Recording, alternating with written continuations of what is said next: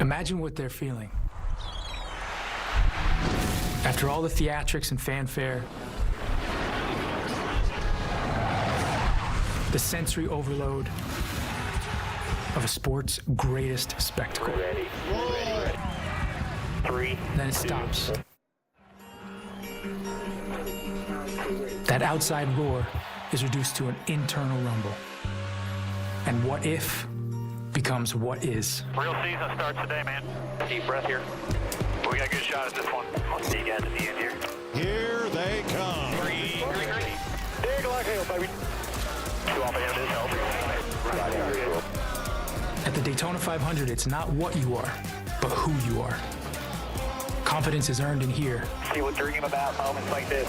We're fighting our asses off. Every driver has a skill to lift that trophy, but do they have the will to fight for it? Go. Turned over. Hang on here, man.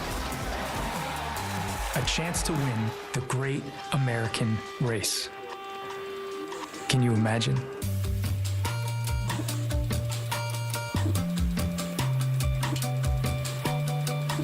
See Jake Gyllenhaal in Roadhouse on March 21st, exclusively on Prime Video. Minutes before the start of the race, the United States Air Force Thunderbirds take to the sky for the 14th consecutive year for our pre-race flyover. And the drivers get a brief respite, a few moments to visit with fans and family and friends. The champ Ryan Blaney, Bubba Wallace, most popular Chase Elliott, stars in the house like The Rock. And of course, what would the Daytona 500 be without the King? It's all a part of the biggest stock car race in the world, the Daytona 500 on Fox. Well, welcome to our commentary booth where Clint Boyers and my new full-time colleague is Kevin Harvick, out of the seat and into the frying pan here beginning 2024. Now, he won the Daytona 500 in 07. Clint Boyers finished 4th in it twice, but these two will be forever interlinked because of what happened in 07. That's Harvick in the 29, Mark Martin in the 01. Here they come to the flag. And behind everything breaks loose. Is that Boyer on his roof coming across to finish at the last minute, diving in? Yes, that's Clint Boyer. Pretty much how our whole relationship's been, right there, summed up in one final lap. Every meeting that I've been in so far, that's how he comes through the door, on fire. So it's been fun. All of the preseason talk settled on the Fords. Boy, the Fords are fast. The Fords can push. The Fords can take a push. They can really run. They're going to be out front, Kevin. What's it been like this week? Well, they are out front, and I think as you look at the Fords, you have a lot of experience. You have the front row with Joey Logano and Michael McDowell, and those guys have a lot of experience. But I think as we've gone through the week, have we determined if they're the fastest cars yet? I think we have. Yeah.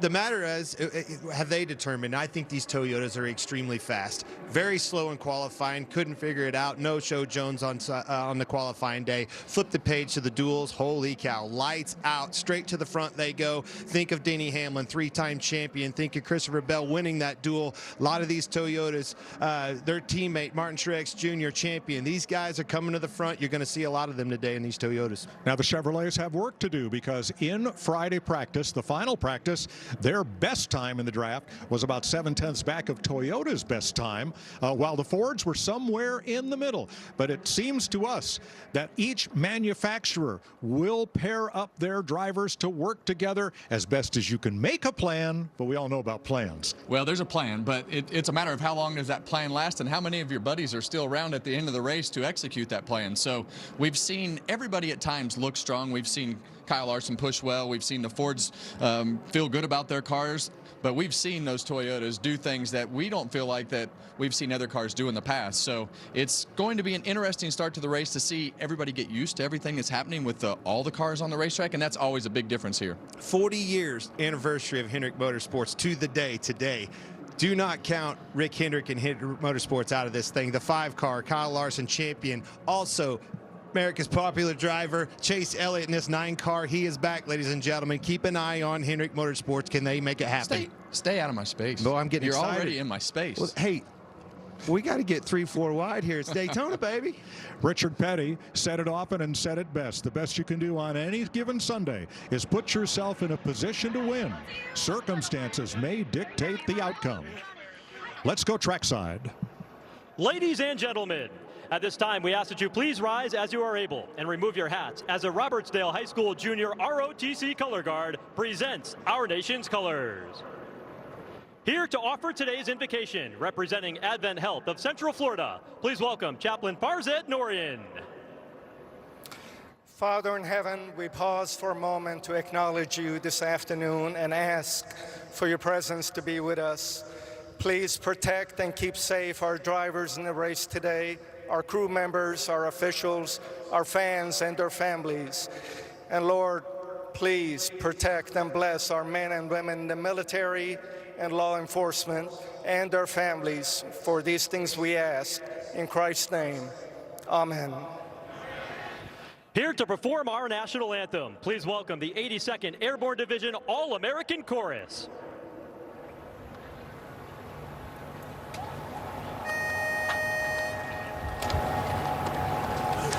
Oh, say, can you see by the dawn's early light what so proudly we hailed at the twilight's last gleaming, whose broad stripes and bright stars through the perilous fights o'er the ramparts we watched were so gallantly streaming, and the rockets' red glare, the bombs bursting in air, gave proof through the night that our flag was still there.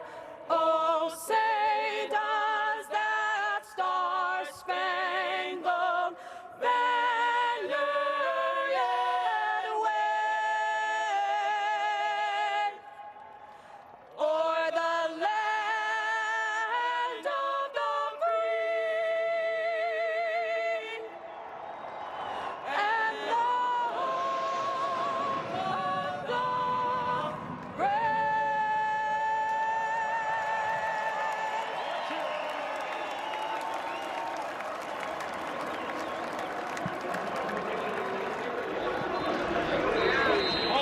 The anticipation is palpable. Here's Joel McHale, whose Animal Control Season 2 premieres March 6th right here on Fox. An air of refinement surrounds us.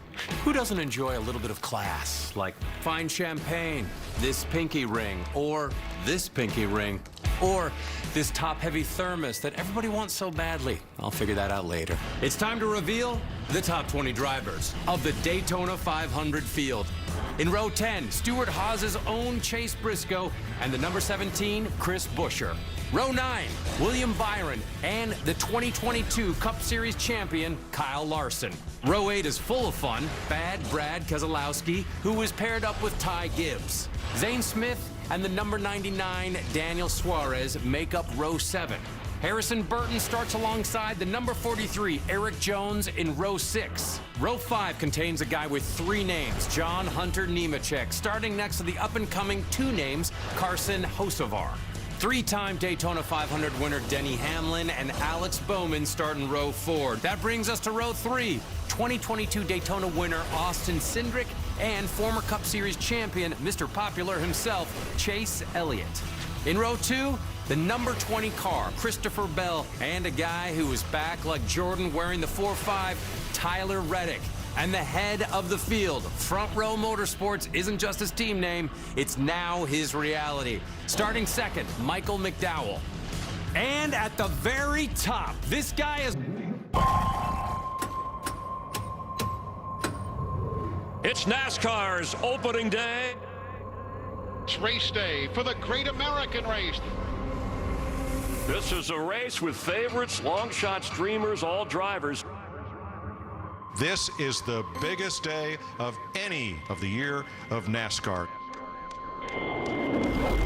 This is the most unpredictable race, one of the biggest races in the world. This is the Daytona 500.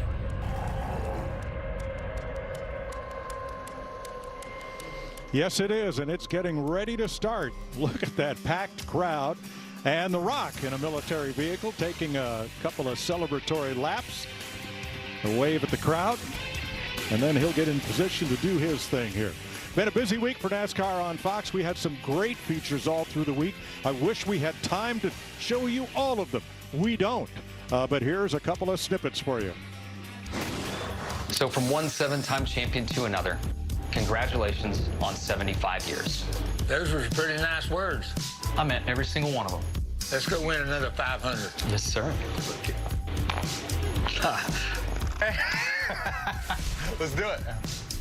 This is incredible. Watch there be like something that jumps out here. The number one thing that Bubba Wallace needs to work on this year. The mental capacity. The last 3 years, I was racing for like pride, right? Showing that I deserve to be here instead of enjoying that I'm here. I've been carrying a lot of self-doubt for years now. I'm over it. I'm excited to get this season started. The confidence, I'm gonna bring that back this year.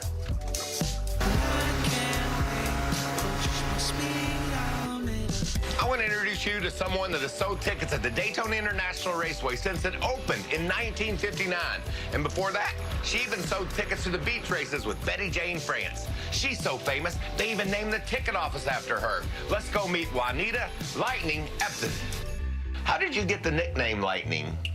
My husband gave it to me. He said he never knew when or where I'd strike.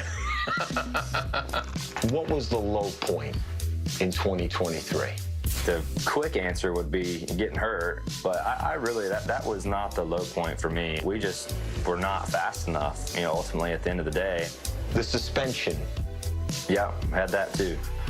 What's something you learned from that experience? Anytime you're sitting at home watching your car go around the racetrack is not how you want to spend your week.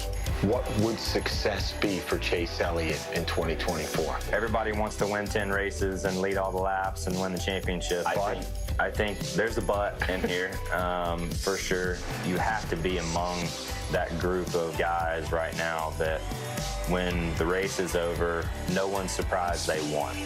Your 2023 NASCAR Cup Series champion is Ryan Blaney. You know my dad, right? He's not a very emotional guy. He got choked up a little bit in victory lane, which was good. I was hoping I was like, yes, there he is. To choke up a little bit. Told you. I now believe it.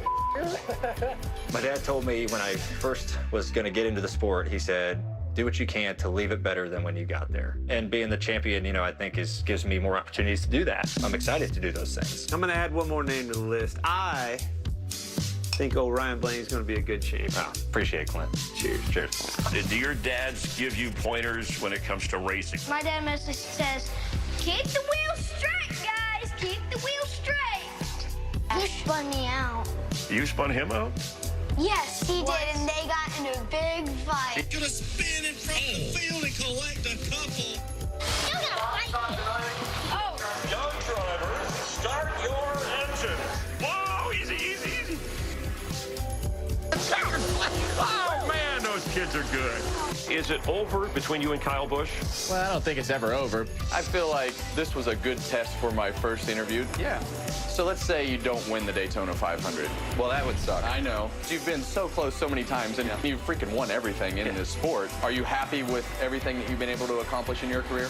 I would say so. The 2 championships at the end of the season is a greater feat in my book, but there's still some other really, really great race car drivers who never won the Daytona 500, and yet they're Hall of Famers. I wouldn't say that I would be accepting of that here today, but at least one of these days it's got to fall my way, right?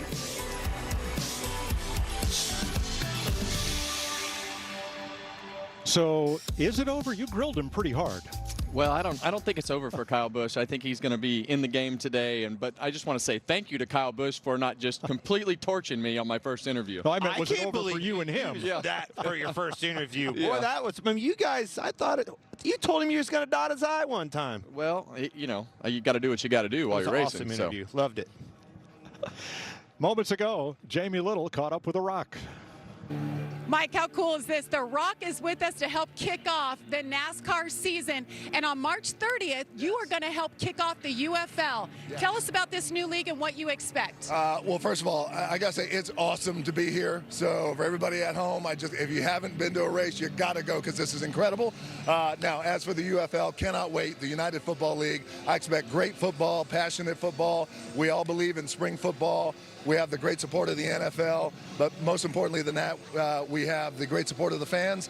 And the idea that we're going to create more opportunities for players and their families is really all that matters. We can't wait to see it. All right, everybody knows you are the people's champion. So as you look at 100,000 people here, you're about to give the most famous words in racing. What's going through your mind?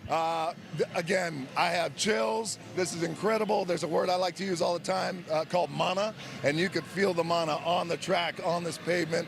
Over 100,000 people. The people are going crazy. I'm honored to be the Grand Marshal, to say those words. And what I love most, I met all the drivers. They're so amazing and welcoming. But what you realize, they're all after that shot at greatness. And I cannot wait for the race to start. We're so happy you're with us. Go do your thing. Yes, ma'am. Here we go. He'll bring the energy, Mike. Great to have him here. Well, Evan, when we had him on yesterday's show, man, talk about mana. I felt the mana when he walked up, the presence of that great, huge human. I mean, the specimen that he is. He told us he was in bed at midnight and got up and worked out. I guess that's what it takes to be that big. Well, we definitely won't see you getting up at midnight to go into the gym, but we know that the Rock is here, and when he talks about the hype and excitement and everything that is going on at the Daytona 500, and he can feel it, you know that the energy is high. Mana. At this moment, 30 drivers, maybe more, think I have a good chance to win the Daytona 500. And the other 10, I've got a shot. If I can stay in that lead draft, it could happen. This is the ultimate test. You have to battle adversity. Attrition comes into play. A little bit of luck into the Daytona 500. Everything, Kevin, has to be perfect. Well, the biggest thing that is different from the Daytona 500 and the start of it is all the hype, the anticipation, and that enthusiasm that I believe all 40 drivers feel like they can win the race. So this is always the hardest part, for me, was controlling those emotions to start this race. We've seen it all. First-time winners. They can win it. Everybody on this racetrack can pull it off today. Let's enjoy a few moments of silence, the last we'll have for the next nearly 4 hours here in Daytona. Let's go trackside to the Rock and U.S. Army Chief of Staff, General Randy George. Daytona International Speedway. This is a moment you have all been waiting for. Here to give the command of fire engines is actor, entrepreneur, founder, and United Football League co-owner, the Grand Marshal for the 66th running of the Daytona 500, Dwayne "The Rock" Johnson. In the proud spirit of America and in the proud spirit of our great country, finally, The Rock says, drivers, start your engine!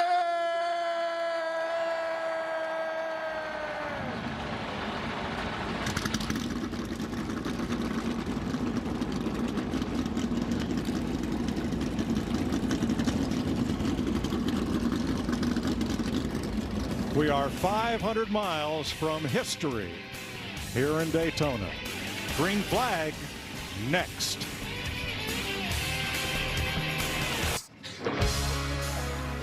Welcome back to Daytona. Closing in on the start of the 500, there is U.S. Army Chief of Staff, General Randy George, here for the pre-race ceremonies. And we've had quite an air show from the Air Force Thunderbirds. My gosh, everybody's ducked at least twice. Here's the starting lineup for the 65th Daytona 500. It's an all-Ford front row with the 2015 winner, Joey Logano for Team Penske, and the 2021 winner, Michael McDowell. Let's check in with Joey Logano. Hey, Joey Logano, Kevin Harvick up in the Fox Sports booth. You're on the pole, buddy. Tell us what you plan to do to stay there. That's the million-dollar question right there. A lot of things can happen at 500 miles, but I got a great Shell Benzo Mustang. It looks good out front. Got another Mustang with me there, so we'll try to work together the best we can to stay towards the front, get through the pit cycles, and get through the stages, and ultimately be there at the end. All right, buddy. Good luck today. Put on a show for us. It'll be a show no matter what. Enjoy it. All right, row 2. Both of the dual winners for this week. Tyler Reddick, number 45, and the 20 of Christopher Bell. Row number 3 is 6-time most popular driver Chase Elliott and 2022 Daytona 500 winner Austin Cindric. Row 4, Alex Bowman, who finished 5th last year from the pole, and 3-time Daytona 500 winner Denny Hamlin. Let's dial up old Denny Hamlin. Hey, Denny Hamlin, it's Boyer and the boys up in the Fox Sports booth. You got us? 10-4, I got you. All right, man, 3-time Daytona 500 winner. The Toyotas, they all seem lights out this week in Daytona. How about this stat? Do you realize winning today would tie you with the legend himself, Cale Yarborough, for second all-time right here at the Daytona 500? What would that mean to you? Well, I mean, he's probably the best driver that ever drove the 11, that's for sure. So I'd love to have that company for sure. We're going to have a little luck to go our way to have it all happen, but I can say, we've got as good a shot today as we've ever had. All right, buddy, good luck. Go get him out there. Thank you, guys. Row number 5, the youngest driver in the field with Carson Hocevar, and starting 10th is John Hunter Nemechek. All right, row number 6, that Jones boy, number 43, Eric Jones. How about 21, Pride of the Wood brothers, Harrison Burton. Row 7, Daniel Suarez finished 7th last year, and the 2022 truck champion rookie Zane Smith. Row number 8 is Ty Gibbs, 2023 Rookie of the Year, and Brad Keselowski, 2012 Cup Series champion. Row number 9, the number 5, Kyle Larson, 23 Cup wins, but none here. His teammate William Byron on his outside in the 24 car. Starting 19th is Chris Buescher, and starting 20th is Chase Briscoe, who finished 3rd in 2022. All right, row number 11, Busch Beer all the way. How about my beer fans out there? Ross Chastain off the chain, and Justin Haley on his outside in 51. Row 12, Hall of Famer Jimmy Johnson is back to run the 500. He's paired up with Bubba Wallace, a 2-time Daytona 500 runner-up. Josh Sims. Well, Mike, 7-time Cup champion Jimmy Johnson has never been in a situation like the one he was this week, having to race his way into the Great American Race. He said he hasn't been that nervous in a very long time, but he survived the wreck to race his way into the Daytona 500. The work wasn't done there. Damage to the car. They were able to fix it during practice. He feels good about it. Now, remember, Jimmy races part-time these days, much less experience than the rest of the drivers in this next-gen car. What he does have experience in, winning the Daytona 500, Jamie. He's done it twice. Well, Josh, Bubba Wallace was one of the many drivers that had damage in the dual races on Thursday night, and because of that, he will start mid-pack today. But don't count him out. This 30-year-old has a knack for this style of racing. He's finished runner-up here in the Great American Race 2 different times. Can you imagine the storyline if he could deliver the ultimate trophy to his boss man, the legend, Michael Jordan? Rolling off 25th today, a guy who rolled over 10 times here last August, Ryan Preece, and Kaz Gralla, who raced his way in the duels on Thursday. Row number 14, he's a champion, folks. Number 19, Martin Truex Jr., been here a long time, yet to get his Daytona 500 win. On his outside, number 16, A.J. Allmendinger. Row 15, Corey LaJoie. Is he your sleeper pick? He runs really well here. And 33-year-old rookie in the number 4, Josh Berry. Row 16 is Todd Gilliland and our 2023 Cup Series champion, Ryan Blaney. Row number 17, everybody loves the number 3, Austin Dillon driving it this time, 2018 Daytona 500 winner, and his teammate on his outside, number 8, Kyle Busch. Here's Regan Smith.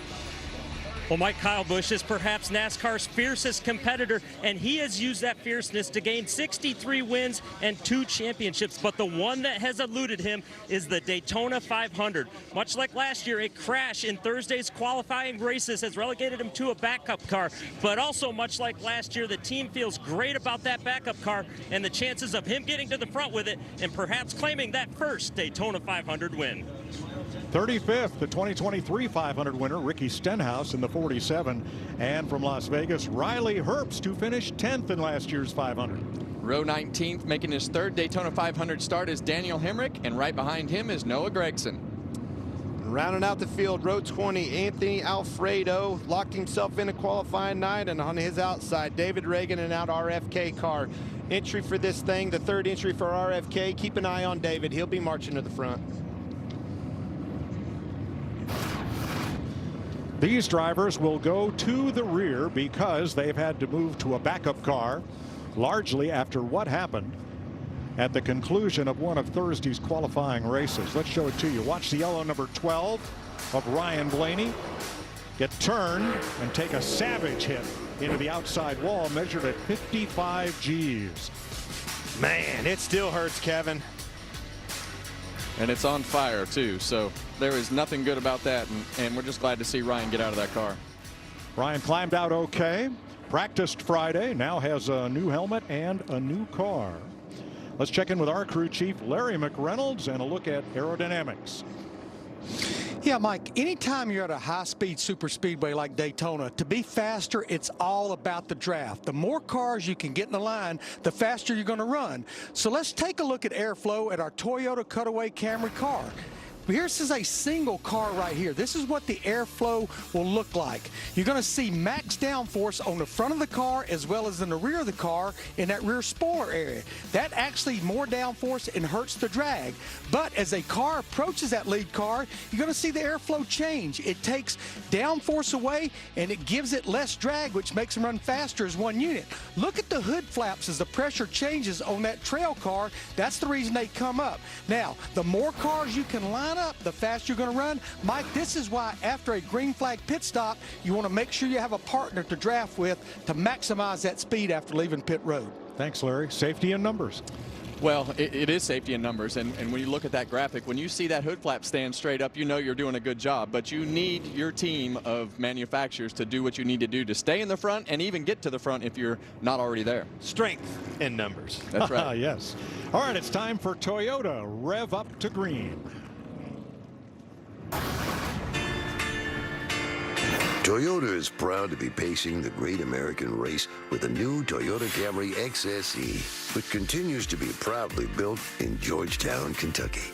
With this innovative new look, TRD and County Design work collaboratively to imitate many of the production Camry's striking features on the new Toyota Camry XSE NASCAR Cup Series race car, including the distinctive Toyota Hammerhead front fascia. The latest version of the Toyota Camry, which has been the best-selling sedan for 21 straight years, is scheduled to hit showroom floors later this spring.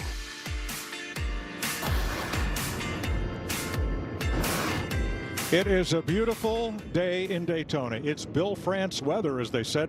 First almost 60 years of this race, it was never rained out. 60 degrees.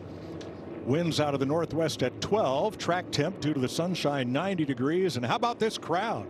They're going to run the Xfinity race tonight about an hour after the 500 concludes. And Daytona Speedway president Frank Kelleher said, if you have a ticket for either race, come on for the day. I'm so happy to see this crowd. Hey, they waited it out with us. Torrential downpour, ladies and gentlemen. I saw tents underwater out there. It didn't slow our people down. They're here to see these boys put on a show, and that's exactly what they're going to see. 200 laps, 500 miles is the scheduled distance, and the race will be run in 3 stages of 65, 65, and 70 laps. Now, each of those stages are longer than the cars can go on fuel, so we'll have at least one pit stop in every stage. Well, we know they built a few of the new Toyota Camry XSE, one in that feature, and here's one out here leading the field.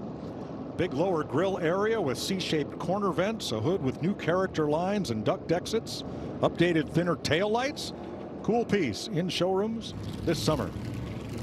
Well, the coolest piece is that nose on that Camry that it pushes really, really well. On the race car. On the race car. Yes. Yeah. Don't push the pace car. Big difference that body's made in what we've seen down here at Daytona. All right, Joey Logano, the pole sitter, has chosen the outside lane for the start. Here is Michael McDowell alongside. You've done a great job all week. Go do what we came here to do. Just great effort. 500 miles. It's what we all dreamed of. Daytona 500. Doesn't get any bigger, any cooler, any better than this. So take it in, enjoy it. But let's go do what we came here to do. That's a confidence you don't always hear in Michael McDowell, but you hear it at Daytona. Daytona 500 champ, boy knows how to get this thing to the end of this thing and be a part of that picture when you come off a turn 4 for that magical moment. Yeah, the one thing I've really noticed about Michael is he's just become that leader. When he talks and he tries to do the things that he does, he's very calm, like you say, but he's become a leader. And you've seen this team progress over the last couple of years. They just keep getting better and better, and they've been rewarded by Ford with that Tier 1 support and all the things that they're going to get from their manufacturer as well. Now, good luck to the spotters up on the roof above us, 3/4 of a mile away from where these cars are now, telling those two yellow cars apart if they both stay up front. Well, one's got a hearts all over it.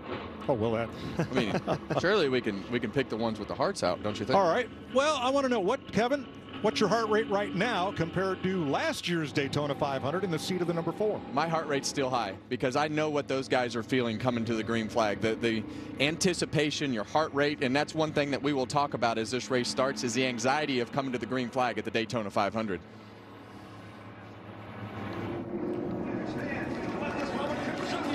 Off turn 4 in the 31-degree banking in the 1,200-foot short chute. Pace car will take a hard left turn now, and they will face the green flag for 200 laps, 500 miles to start the 2024 season. Green flag, the Daytona 500 is underway.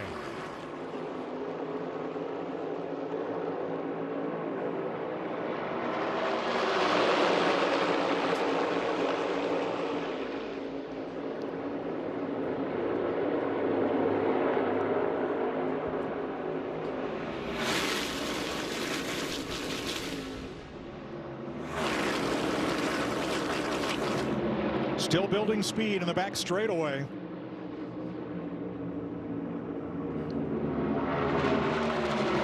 Well, they're building speed, Mike, but the one thing I can tell you about the start of this race that all the drivers are going through is going to be experiencing the speed of the pack that they haven't experienced all week.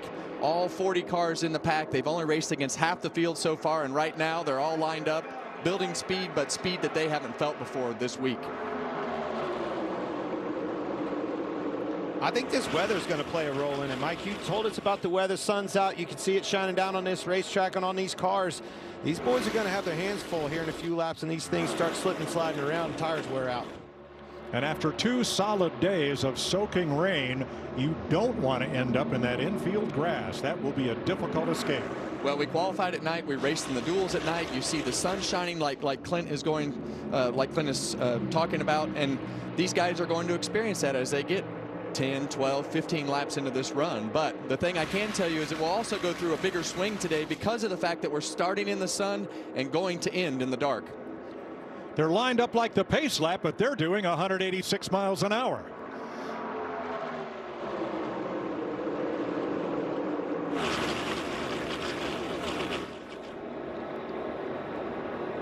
Man, Clint, there is nothing like the sound of these race cars when they come by you, and you hear those cars come by our cameras and rattle in the cameras, and the speed of the cars as they go down the back straightaway there. There is nothing like it, and the drivers are still a little bit tense. Well, right now it's bumper to bumper traffic as we know it, right? Nowhere to go, just follow the leader. Shortly, you're going to start seeing, we got a pair of Fords in the front, Toyota's the second row. You see a Penske car, you know that's a Logano teammate. These boys are going to start finding each other. It's just a matter of when and how.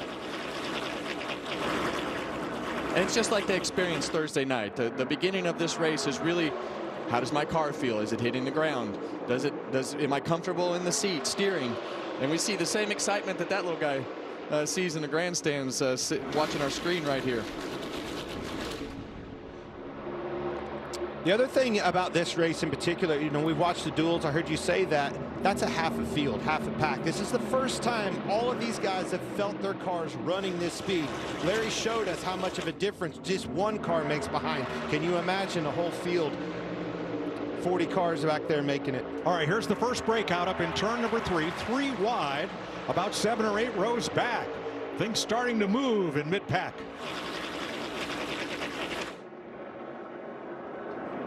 Ross Chastain was the first to break out to the outside. There you see his blue and white #1 with Josh Berry behind him. Well, that's the two strategies that the other drivers are on in the back of the pack. How do I get to the front? You know, and Ross Chastain's like, man, I'm going to tow this pack with me. And you see a lot of guys in that outside line lined up behind him wanting to be aggressive and get to the front of this pack fast. Well, he ain't the only one either. Other guys will get greedy. You see Brad Keselowski in that 6 car jumped up in front of him. He won't be the only one coming to the front. John Hunter Nemechek, the 42. He's looking up high. Maybe perhaps trying to hold both the middle and the high lane back in his 42. Can't be iffy in these decisions, Kevin. That spotter says clear up. You better be there. Oh, crash! 2 cars slam together, and Harrison Burton takes a wild ride through the grass and up into more traffic, gets tagged, turned around, and 5 cars are in it. Ryan Preece. I think he missed that inside wall. Harrison Burton, big damage on the 21 car. And Carson Hocevar, the rookie, gets taken out into that very, very wet grass in the ball field. Well, the Wood brothers trying for their 100th ever NASCAR win, and Harrison Burton gets tagged and sent. Well, this is exactly what you don't want to see happen. Something early in this race where everybody's trying to race hard, and we just talked about those guys going to that 3rd lane, and it puts those guys in the middle lane in a bad spot with the handling of their cars that they hadn't really been in. Let's see what happened, Clint. Watch the 21, Harrison Burton. Okay, you see Harrison Burton in the middle of that 3-wide conversation we're talking about, and we are also talking about John Hunter Nemechek kind of being iffy on his move. Now the 42, John Hunter Nemechek on the outside of Burton. The green and white car, and Brad Keselowski and he make contact. Keselowski got to his rear bumper, just took a little bit of a love tap, turned him sideways, kind of looked to me like he was on the left corner of that bumper, turned him right down into Harrison Burton. Well, and it's just what we were talking about, Clint, with everybody trying to feel out exactly what their cars were doing, and those guys in the middle didn't have anything to do with the handling. So, you know, you see Brad into the back. Oh, yeah, you're exactly right, Clint. The 42 car of John Hunter Nemechek just got up a little higher. Brad was probably trying to stay square and being pushed by the guy behind him, and they just got a little bit offset right there.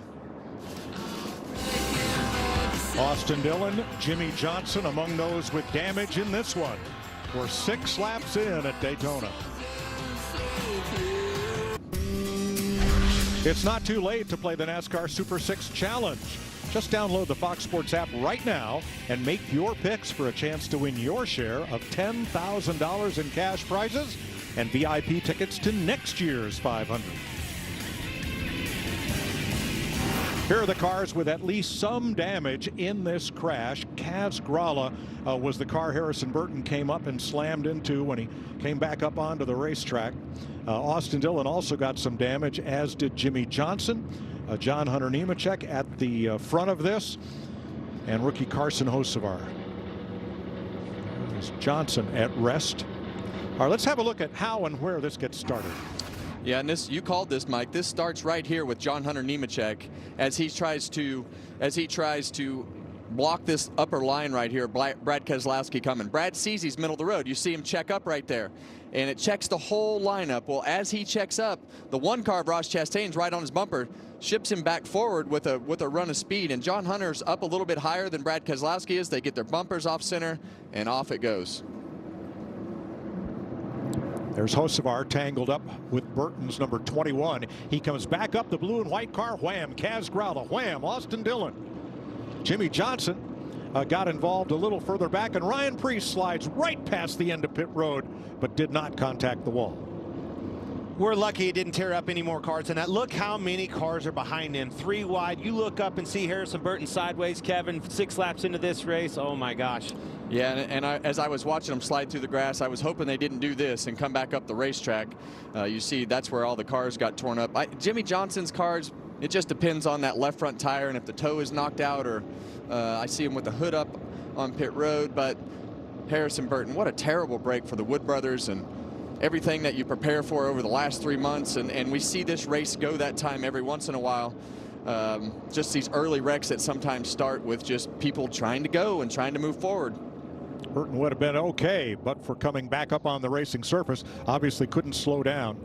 Kaz Grala thought he had the high line clear, and he did until Burton got there. A lot of damage here. Let's ride with Jimmy Johnson.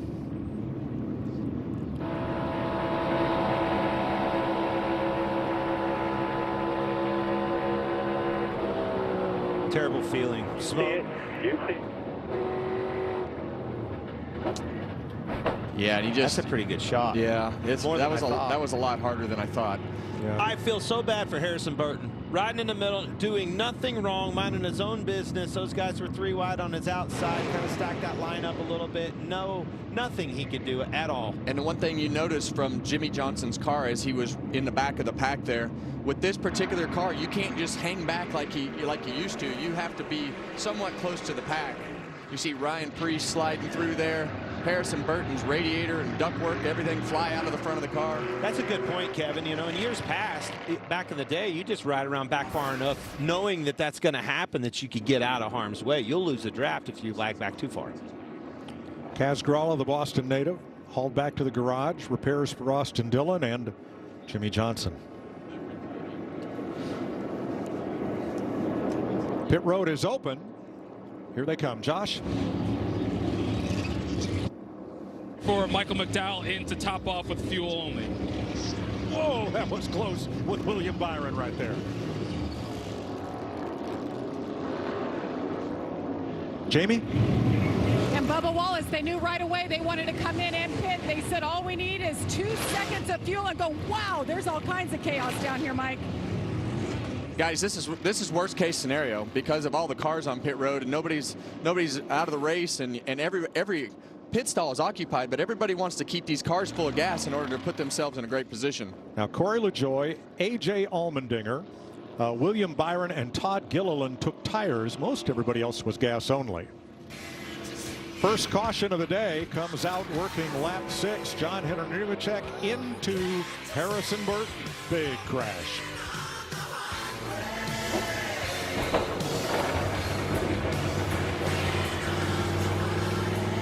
Is this the start of a dynasty? Ryan Blaney is a NASCAR Cup Series champion. A redemption tour? Ready to go to work. Is this the face of a ruthless competitor or a villain? I beat your favorite driver. Is it time for a breakthrough? Let's go! To get back to breaking stuff? Or is this the makings of the wildest ride you'll ever witness? It's all of the above, and it's about to go down. Any questions? The Daytona 500 on Fox is sponsored by Toyota. Let's go places. And by Wendy's Breakfast, 2 for $3 Biggie Bundles are here. Your perfect duo, just $3.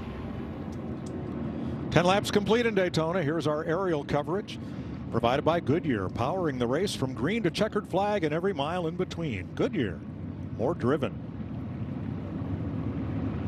Goodyear blimp on hand for the Daytona 500. Helping us with aerial coverage, the field in turn 3, coming to the green this time. Christopher Bell is the first off pit road in his Toyota, and series champ Ryan Blaney's Ford alongside, actually Bell was not the first off pit road. He did not pit, nor did Blaney nor Daniel Hemrick. They stayed out to gain track position. And boy, did they. Talking about Blaney and Hemrick up 36, 34 spots. Big pickup. Need track position, found it.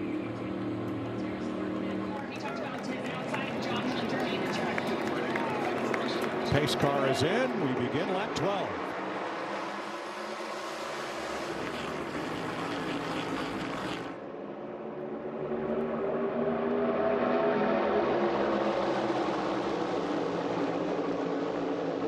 Burton and Grala's cars both removed to the garage. I believe everybody else was able to continue. Well, that's either going to be a wake-up call for everybody and this is going to calm down, or that's just going to set the tone for this whole race with chaos and pushing and shoving. We know we're going to see pushing and shoving, but with that third line, that was a bit of a surprise that early for me. I agree with that, and I think it'll be the first one that you just offered. I think it's going to calm them down a little bit. We're going to settle in. 500 miles is a long time. And Carson Hocevar, the rookie, has taken his car to the garage also from that. Jimmy Johnson and Austin Dillon are 2 laps down, while Ryan Preece stays on the lead lap. Hocevar and Burton have been released from the care center.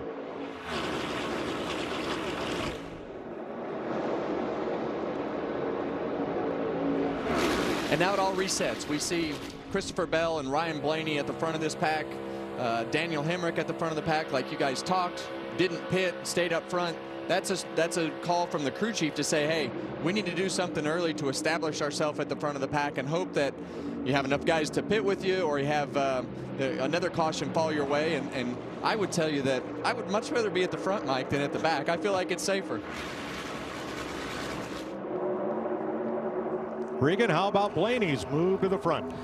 Well, my crew chief, Jonathan Hassler, said exactly what he would do earlier today. He said, I'm going to be very aggressive if there's a yellow early in the race or as green flag cycles present themselves. That's what he did right here to get his driver up front. But part of the reason he could do that, Ryan Blaney very happy with the car as it is right now. A little loose in the corners, meaning the back sliding, otherwise good.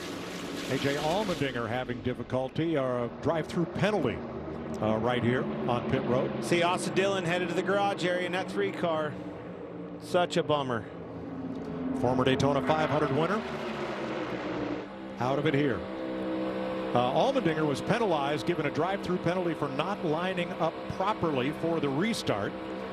John Hunter Nemechek served a penalty for equipment violation, and William Byron, to get into his pit stall, had to make a late dive outside another car, ended up in the wrong pit box, so he restarted tail end of the longest line as well. Yeah, pit road looked like we were still in Los Angeles. It would look dangerous out there.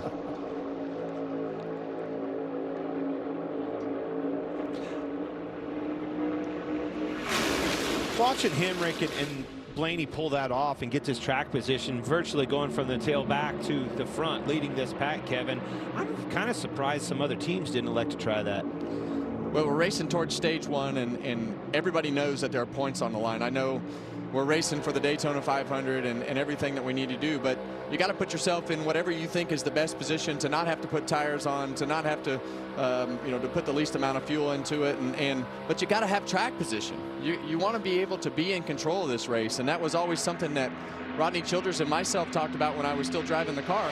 How do we establish ourselves at the front of the field to be in charge of the race and be able to make decisions and control the lines and do everything that you need to do? So I'd much rather be in the front. Being in the middle is easier, and riding in the back is easy, but you got to learn and race and do the things that it takes in order to be in position and know what to do at the end of this race to win.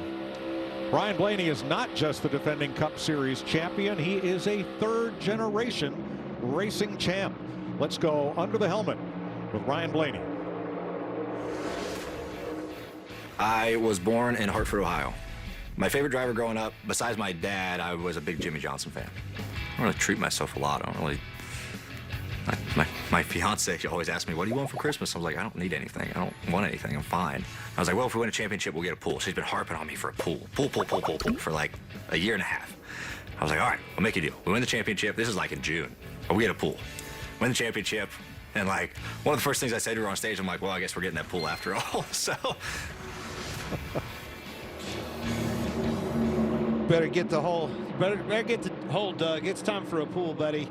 Champion, leading the pack of the Daytona 500. Still a tall order. Still a lot of things have to go right here. Still the stage end at lap 65, as you see, probably still going to have to pit, maybe without a caution or something else. A lot of business to be done in our green flag stop yet. Jamie, how about our pole sitter? Yeah, Ryan Blaney's teammate Joey Logano delivered the captain Roger Penske his first ever Daytona 500 pole. That was a big moment for them. And the car has just been so good. In fact, even in practice, they tried a completely different setup, and they went back to what they unloaded with. And now, guys, after leading, they did pit, got fuel only. Now he's saying just a little bit free as he feels the car out in traffic. Josh? Well, Jamie, I talked to Christopher Bell last year going into the Daytona 500, told me he is not a fan of super speedway racing. Well, he turned that into a third-place finish, his best ever in the Daytona 500.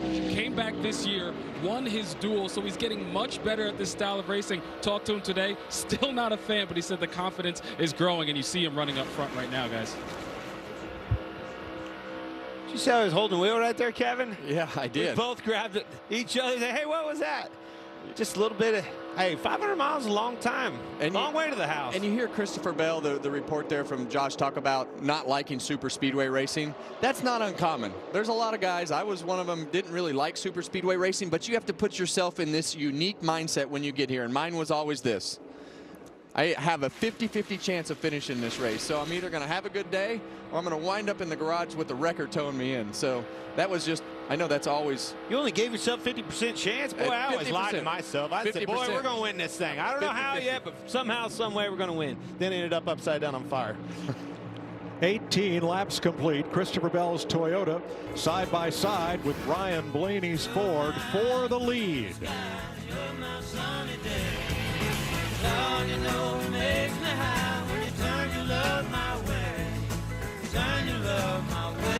The XFL and the United States Football League have announced plans to merge. A move that ensures spring football is here to stay.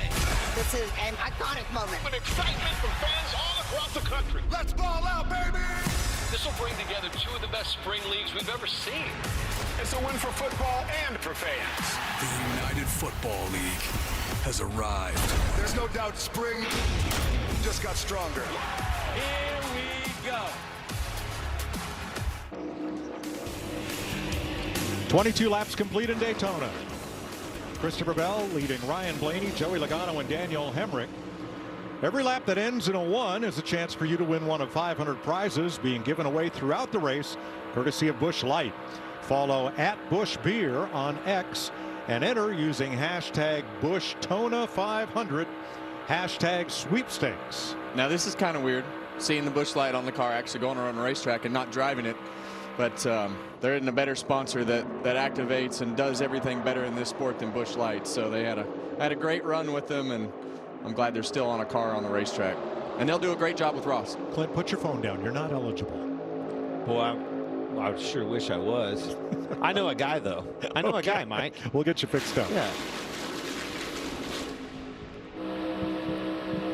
All right, here we go. We got Denny Hamlin's foot cam here, Clint. We see both feet there. You always want to keep the brake pedal foot right here, very close, because anything can happen really quick here on the super speedways. And you see his right foot, the other one modulating that throttle pedal. And you see the percentage up top. And this is all about the strategy of fuel and everything that it takes in order to put yourself in a position to do what you need to do on pit road in as little as time as possible. That we will see coming up here in a few. I don't know, probably what? How many laps, Clint? It won't be long. I can tell you this, it won't be the end of that stage. Well, we saw Denny Hamlin win the other night in the duel, doing the strategy that he's doing right now. Let's hear what the 5 car has to say. We are going to be close to being able to make it, especially with what you're saving right now. The 2 front cars did not pit, and they're kind of screwing themselves because them saving, they still cannot make it, but they're going to help all of us be able to make it. So keep doing what you're doing. That's why I love Cliff Daniels. Always giving the information only needed to that driver, Kyle Larson. He is so good at the communication of not you know, just overwhelming him, but telling him exactly what you need to say. And by the way, he's exactly spot on. Larry Mack. Yeah, Mike, I've been watching the throttle trace on the top 3, Bell, Blaney, and Hemrick. That's the 3 drivers that did not pit under that last caution. And I think about Bell and Hemrick, they're modulating the throttle quite a bit. But Ryan Blaney is just steady, right about 65% throttle. Right now, it looks like he can probably go about another 23 or 24 laps in that 12 car. So he played the hand, right? The hand that they had. He got to track position. Without a caution or some help here, he's probably not going to make this stage end in a good fashion. Well, and this isn't easy. When you're leading the race like this and having to manage the fuel, and what happens when you have one of those early cautions and it puts you in a window to be able to make it to the end of in this case, stage 1, it makes everybody want to be in that position to win the stage, because in the end, you're racing the first stage here for your points for the whole year. And we've seen people miss it by 1 point, 2 point, 3 points. Ryan Blaney beat Martin Truex Jr. In 2022 by 3 points. So, hey, you got to do what you got to do to put yourself in the right window. Might not be the same for everybody. When you look at Christopher Bell and those guys who did not pit, I don't think they can make it to the end of the stage, and that's going to put them in a really bad position. But it's like Cliff Daniels said, it's helping everybody else in the field out that they're doing that. Well, after what happened at lap 6 and the big crash that took 4 cars out of this race, is that why we're not seeing anybody break out who could run faster on the outside and form up a third lane? Well, you don't want to be the guy that has to pit. And if you have to pit and everybody else doesn't pit, everything you've worked towards in trying to get to the end of the stage and put yourself in position kind of goes out the window. But if you're on pit road and they're under green and you have a little bit of trouble, you'll be a lap down. So you should be able to pit and be really close to not being a lap down. But if you have just one little hiccup, you're going to be a lap down, and then you're really going to have some trouble. So it's a long race. You have to be smart. We saw these guys go hard early, trying to put themselves in position, and we got a whole bunch of torn up race cars already. I still like the gamble. It was worth it. This point in a 500-mile race, you know that you're not going to go a lap down, even if you have to pit and they don't, whatever the case may be. It's not that big of a risk, I think. I think the reward is big time. 34 spots they found right now. Well, the big thing that worries me is it's what, 7-8 laps.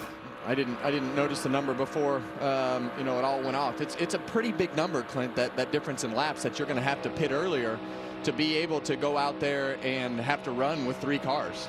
That's basically what you're going to have to do. You're going to have to run with 3 cars, and we know, like we saw in the beginning, the more cars you stack in that line, the faster that line's going to go. So I'm just worried about their speed if they have to pit by themselves. Larry told me, no worry. I don't think they're not going to go a lap down. I still think the risk versus reward, it was worth it. Now here's something we've not seen at Daytona. Usually if you lose the draft, you'll fall back further back. But with the pace being set right now, A.J. Allmendinger, who had to have a drive-through penalty and is out on track by himself, is lapping faster than the pack. He may catch them. Well, he's hoping that he catches them. Sure. Yeah, we see that the pace is a 51-31, and there's going to be a lot of times we run in the 47s with the whole pack. So that is a tremendous amount of fuel that needs to be saved. But it's all part of the strategy. It's all part of the game. 6 laps into this race, the strategy changed dramatically after this. John Hunter Nemechek into Harrison Burton, into Ryan Preece, back up the track, melee.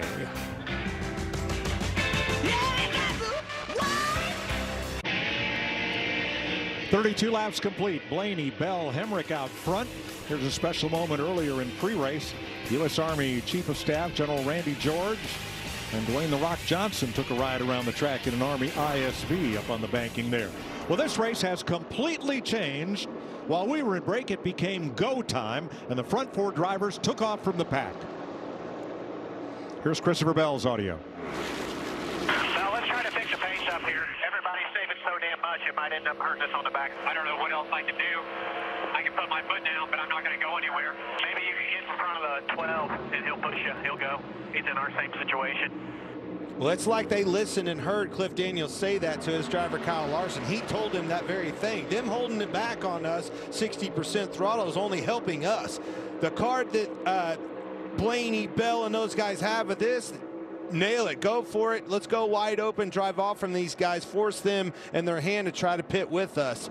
Don't give them the leverage. Yeah, and the other thing that has happened in the middle of the pack, there were guys like, oh, this is going to be a great time that I can make up some track position. Let's drive to the front. And then the guys that were already there were like, well, I don't want to give up my track position, so we need to go a little bit faster. So there's a bunch of different agendas on everything that's happening. But the 12 car and Christopher Bell of Ryan Blaney and a 20 car of Christopher Bell put everybody back in a decision-making process to say, okay, do we want to keep our track position and try to keep up, or do we just want to sit back here and ride? But it kind of forced everybody's hand, and those guys are just going to have to do what they need to do and not help everybody. Yeah, totally. It was only benefiting the cars that pitted, not them.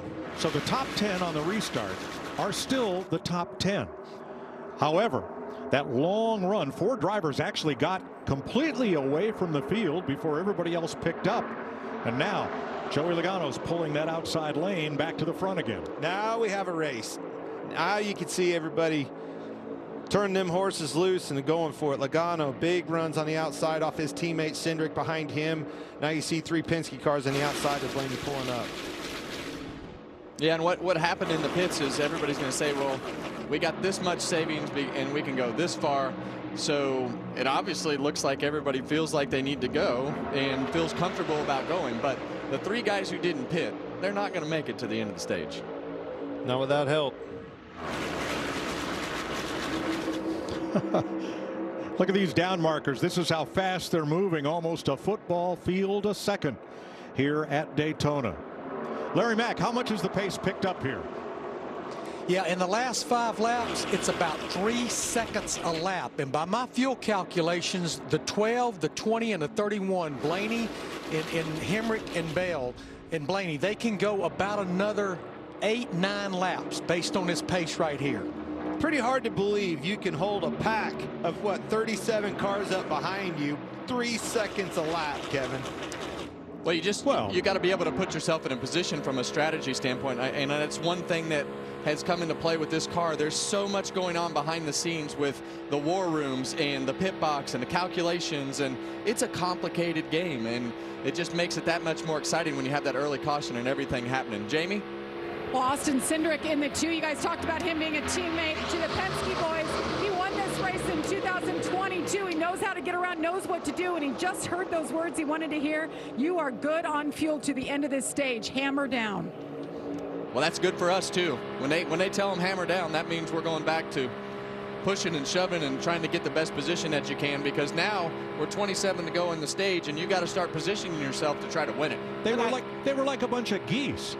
I don't want to go up front and burn more fuel. You want to go up front and burn more fuel? No, I'm going to sit right here. No, I'm going to sit right here. I don't want to be out front. Yeah. Nobody wanted to be out front until finally somebody did. Yeah, they're typical racers. Once somebody went, it's like, well, I got to go. But once that crew chief told me, we're talking about Austin Cindric, told me you're good to go to the end. Now it's all about track position. Now, just like we know about Daytona, find my allies, find my teammates, and get this thing to the front. More importantly, get it to the front with people that I can trust at the end of this so I can go after these stage points.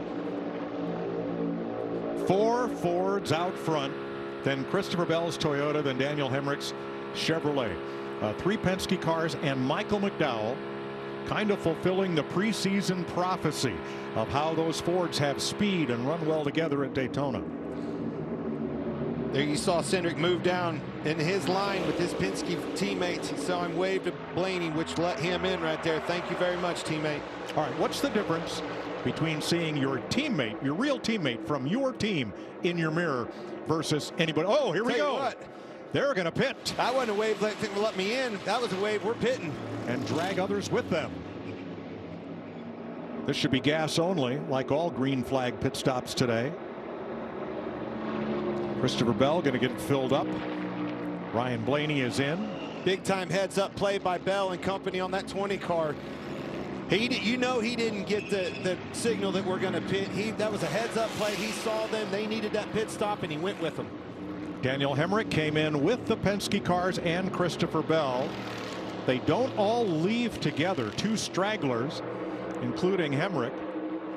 And up in your upper left, you see the cars leading each of those 2 groups now that Michael McDowell is the race leader. More stops. Well, one more. I think that's Buescher. It is Chris Buescher for RFK. By himself. I would think that's an untimely, unplanned pit stop. Possibly an issue.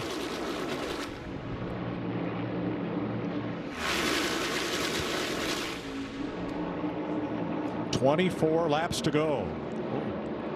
That's Josh Berry right in the middle.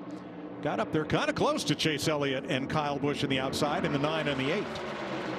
Chevrolet trying to lead for the first time today. And it's Chase Elliott rolling to the front for Team Hendrick, but nobody with him.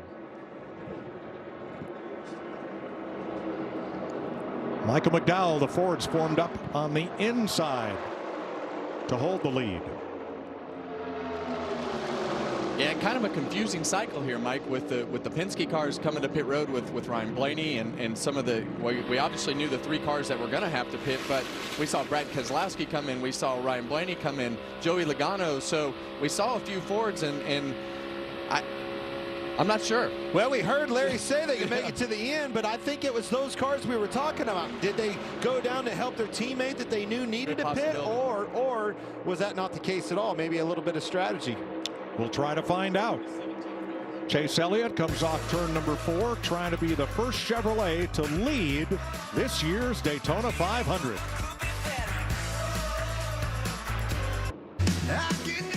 Start your engine!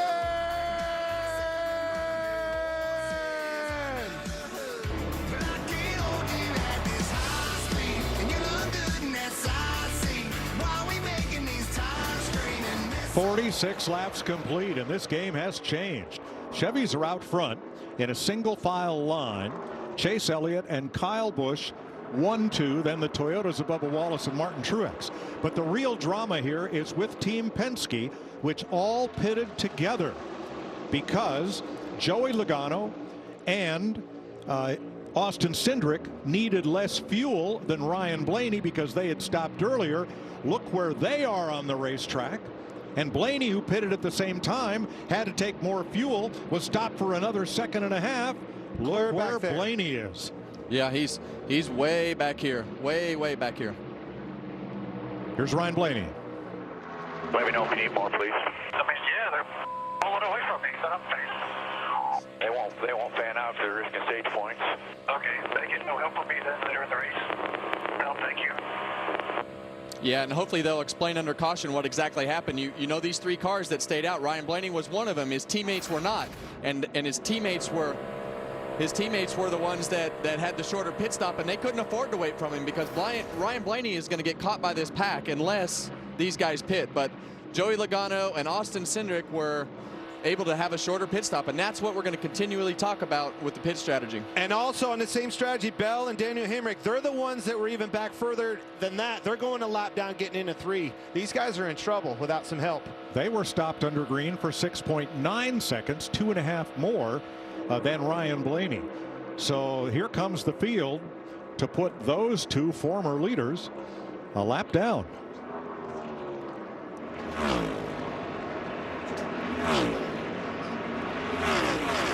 Yeah, and one more thing to clean up there as we talked about on that pit cycle, Chris Buescher, who we thought had a problem pitting by himself, actually wound up in that same Penske group. So there was no problem with Chris Buescher. Still 16 laps to the caution flag that will end stage 1. You see them getting up, Bell and Hemrick getting up. You're going to see Blaney. This is going to be a battle to stay on that lead lap and get that lucky dog, Kevin. Now you don't see Michael McDowell, who pitted with that Penske group earlier. What happened there, Josh? Yeah, well, an issue for the 34 of Michael McDowell. He just came over the radio having an issue and had to come in and pit early. Take a listen. Everything okay with it? Just situationally got left by everybody? Yeah, I don't know. It kind of seems a little bit slow. Like the 11 was pushing me hard. I wasn't going anywhere, so I think something's wrong. I can't even get 5th gear. Super slow. Not going at all. Yeah, and it's either there is something actually wrong, or when you're in this pack, and we talked about picking up 2-3 seconds, and when your car doesn't have somebody with it and it loses that RPM, it just takes a little while to build back up, and that could be what Michael's feeling. Now Ryan Blaney pulled up to McDowell hoping to draft with him, but McDowell doesn't have speed. If there's a saving grace here, one of them will be the first car 1 lap down, and the next time the caution flags, they'll get the free pass and come back on the lead lap. Spot on. Now we got to go to work, Kevin. We got to get up there, got to catch these other cars, battle for that lead lap lucky dog position. There are 5 cars 1 lap down: Bell, Hemrick, Blaney, McDowell, and Allmendinger. How's Kyle Busch get to the front? Look at this. Kyle Busch, Chase Elliott, those boys went all the way to the front leading this pack.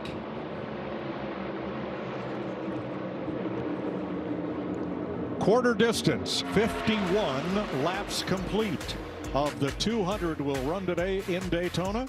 Chase Elliott out front, side by side. You know, when I take the bike out like this, all my stresses just melt away. I hear that. This bad boy can fix anything. Yep, tough day at work. Nice cruiser sorts you right out. When I'm riding, I'm not even thinking about my painful cavity. Oh, you shouldn't ignore that. And every time I get stressed about having to pay my bills, I just hop on the bike, man. Oh, come on, man. You gotta pay your bills. You don't have to worry about anything when you're protected by America's #1 motorcycle insurer. Well, you definitely do. Those things aren't related, so... Ah, yee! Oh, that is a vibrating pain. What do we got? Order. A lot of cats. How many cats? I don't know, man. Like 400? What do ladies want to watch? Why are there pool noodles on the go? One-way alley, one-way alley! You gotta be kidding me! Oh boy, it's a furry party. Can I help you? I certainly hope not. Did you guys late for the Masked Singer? Ken Jeong sucks. The Pack is back. The Animal Control season premiere, Wednesday, March 6th on Fox.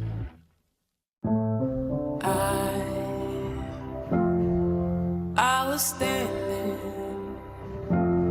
you were there, two worlds collided, and they could never tear us apart.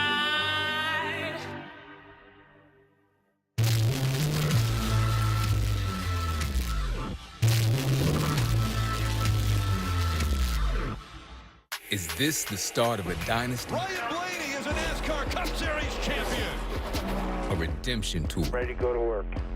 Is this the face of a ruthless competitor or a villain? I'm being your favorite driver. Is it time for a breakthrough? Let's go! To get back to breaking stuff? Or is this the makings of the wildest ride you'll ever witness? It's all of the above, and it's about to go down. Any questions? At the Cracker Barrel, freshly made food at a fair price is just what we do. In fact, we've got over 20 meals under $12, each served with a helping of care. Eat, shop, earn Cracker Barrel rewards. Bring on Mass Mania! Y'all ready for this? It's time to SmackDown! Ow! Y'all ready for this? The Masked Singer, new season March 6th on Fox. Feeding time, and this looks like most all of the Chevrolets coming to pit road at lap 55.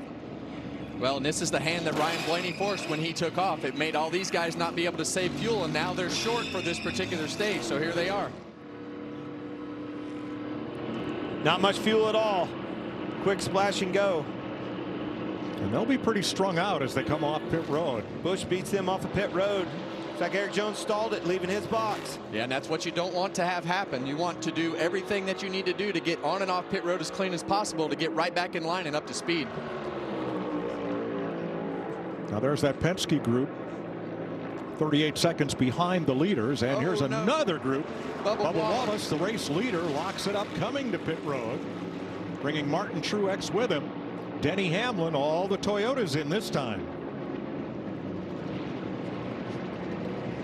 Again, these should be fuel-only stops. And Hamlin's the first one away.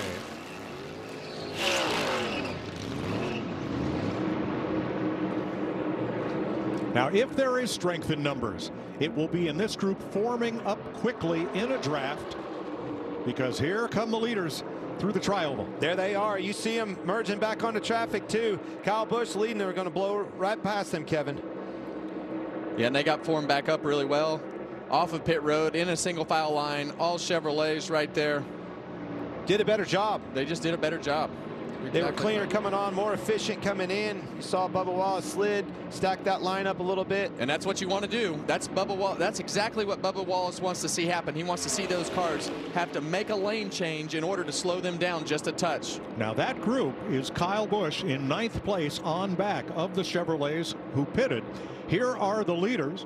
Noah Gragson from Las Vegas, Todd Gilliland, Josh Berry, Justin Haley, David Reagan, Ryan Preece, Chase Briscoe, Riley Herbst. The Fords are all lined up in positions 1 through 8. Christopher Bell, first car 1 lap down, second in line here. See Blaney in tow right there behind him. Well, the things that we can't see are exactly what they've done throughout this stage since they pitted to save and what those strategies are. But one of the strategies that these guys might be on is that they might want to come to pit road they want to run as long as they can so they can come to pit road the most short amount of time that they can come and put fuel in it. So I'll spit that out eventually, but here they are. I do agree with you. I know what you were saying, and that's what they have to play. Larry? Yeah, we've got 7 laps to go in this stage. Now, one thing about the 10 of Gregson, the 60 of Reagan, and the 41 of Priest, they came in and topped off at the end of that caution before we went back racing. Fuel calculations show they can run about 6 or 7 laps, and they're coming right now to 6 laps to go in this stage. So the leaders, led by Gregson in the number 10. If you look at the map at the top of your screen, he just crosses the line. This group's lap times are not as fast as the group led by Kyle Busch in 8, the Chevys, or Joey Logano in 22. They are pulling away from the leaders. They're running 50% throttle, though, I'm hearing. They're trying to make it, trying to stretch his fuel as far as possible. Talking about Noah Gragson leading that group. Got 3 different groups running out here, as you can see in the track map ahead. This is a strategy game right now, Kevin. I'm glad I wasn't a crew chief. They're going to pit. Josh Berry coming in for 4 tires. We expect the others will be fuel only. Gregson and Gilliland, the 10 and 38. The 3 had been running positions 1, 2, 3 here. And Ryan Preece comes in with him. Excuse me, that's not Preece, that's the 51. That's Justin Haley. Well, we see these guys putting 4 tires on the car, and that's going to put them in a position to have more strategy in the next stage. Haley gets fuel only. The others take on tires. And what I mean by that is when the caution comes out for the stage break, these guys are for sure going to come in and just put fuel in their car. That will hand the lead to the driver who a month ago wasn't even scheduled to run this race, David Reagan. Who is added to Team RFK, Roush Fenway Keselowski, as a teammate to Brad Keselowski and Chris Buescher, with Ryan Preece right behind. Here's Reagan's radio. I'm just going to leave it on 50% throttle and do it. And just make sure the 41 knows this. Yeah, copy. He was just down here talking to me. Or 41, they know where we're at. You see him. I'm going to leave it at 50% throttle, and I'm going to the end of this thing. That is what we're going after. How about Preece? He was the one that barely missed that wall, was collected in that wreck, just might ended up with a 2nd place out of this stage. This is going to be close. Meanwhile, 50%. The question is, will this pack catch him at 50% throttle? Meanwhile, Christopher Bell and Daniel Hemrick, when those leaders pitted, they got back on the lead lap, and so did Ryan Blaney. Micah McDowell is now the first car 1 lap down.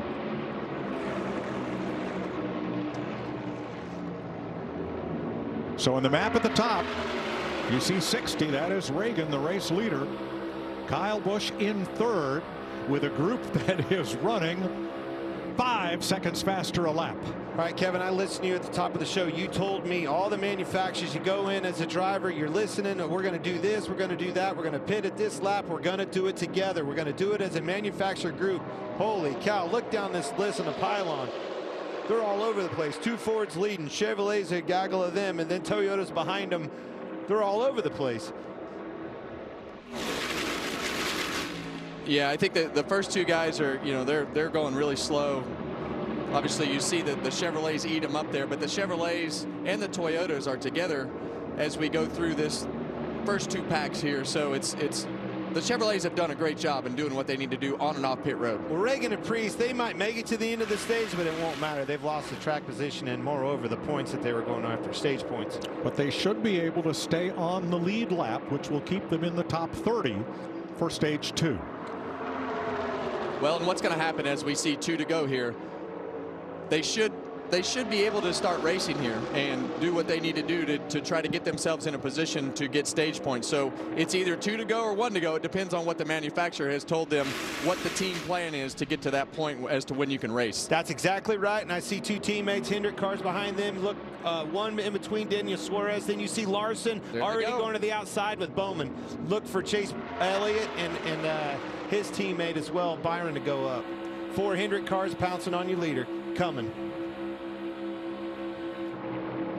The points earned in each stage 10 through 1 for the first 10 finishers. They carry with you all through the season.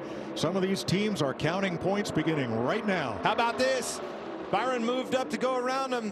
Busch made a block, separated those Hendrick cars. Now Chase Elliott to the lead. Final lap of the stage.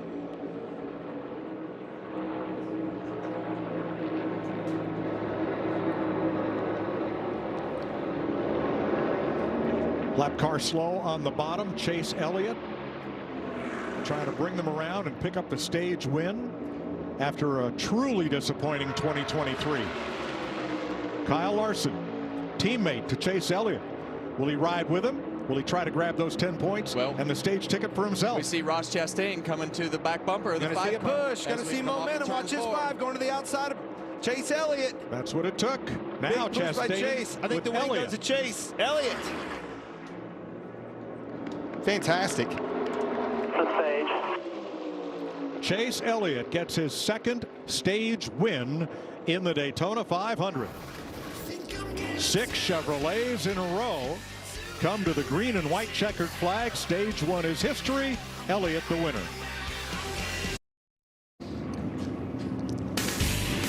So the stage ends with 6 Chevrolets out front. The Fords of Reagan and Priest completed the stage and then immediately dove to pit road. So they'll have to start out back, but they are on the lead lap. And the first car 1 lap down, AJ Allmendinger, gets the free pass. He'll be back on the lead lap. Well, as they come to pit road, sounds like a great time for Daytona 500. Fox, crank it up.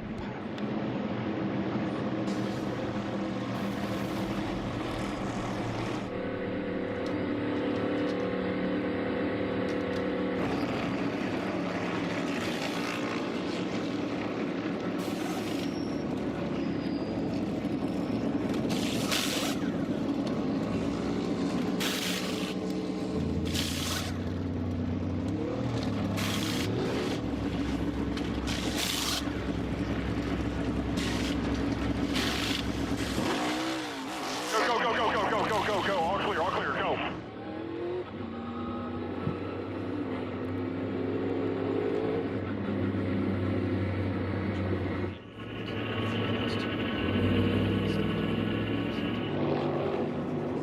Kyle Larson wins the race off pit road. John Hunter Nemechek's car has lost fire.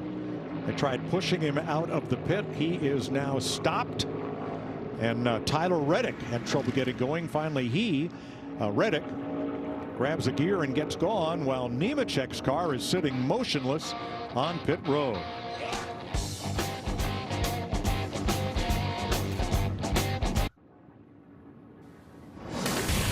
The Daytona 500 on Fox is sponsored by Busch Light. Race for the mountains. Enjoy responsibly. 68 laps complete. John Hunter Nemechek did get his car refired. Turned out he had run out of gas, was trying to restart it sitting there on pit road. He did. He rejoined the field. Let's recap pit stops, beginning with Josh. Start with the 48 of Alex Bowman. For him, the first time in 7 years he did not start on the front row. Still happy with the way the car entered the race, but right now he was complaining about rear security, so they helped him out, also gave him 4 tires and fuel. Regan? Chase Elliott in the 9 car has been pleased all day long. Not a word about how the car is handling or what's going on. Just him quiet on the radio, learning to work with brand new spotter Trey Poole, who is on the roof. The first different spotter Chase has had through his Cup career. Also, the 45 of Tyler Reddick stalled on pit road as well. The reason for him stalling was actually came in at too much of an angle into the pit box. Didn't want to gas it up too hard with fear the back would swing over and hit the wall. Jamie? Well, Regan, today is the 40th anniversary of Hendrick Motorsports' first Daytona 500. The whole team knows it, and they want this win. And how about that? All 4 of their cars finished that stage in the top 5. As far as Kyle Larson, he is so happy with this race car. They didn't make any adjustments there, just 4 tires, but he's been happy all week long. So keep your eye on Kyle Larson, guys. Thanks, Jamie. Number of cars coming in to top off, and penalties. Kyle Busch had a safety violation on his stop. You're only allowed 5 men over the wall, and a man behind the wall fell over the wall trying to catch a tire, so he'll restart out back. John Hunter Nemechek's team was over the wall too soon. I agree with you, Jamie. Keep an eye on Kyle Busch. Needed that track position. Didn't work out with Blaney so much and all those guys that were back there with him. But he's a guy in a backup car. Started at the back. Now we're reestablished. We're back on stage 2 here, and Kyle Busch is at the front. Can't take it away from these Hendrick cars, though. They've been strong. They've been kind of quiet strong, Kevin. We've been keeping an eye on that 5 car. But, boy, are they at the front. Well, we saw them work together there at the end of that stage, and we've said for a couple days that Kyle Larson's been a great pusher, so it's no surprise that he's up there. The new Toyota Camry XSE leading the field here at Daytona. Stage 1 complete. We roll into stage 2. And we will restart with 34 cars on the lead lap. Here are the points earned in stage number 1. Chase Elliott getting the stage win. Jimmy Johnson 2 laps down, long pit stop with the hood up. He's rolling back out now. Micah McDowell 3 laps down after repairs, and Austin Dillon with mechanical issues went to the garage, came back 53 laps down. We're seeing your car up front, Hot Rod. Look at that. Josh Berry weird. Front row with Kyle Larson. Big crowd on hand for the 500 and the 300-mile Xfinity race that will follow tonight. Back under green, stage 2.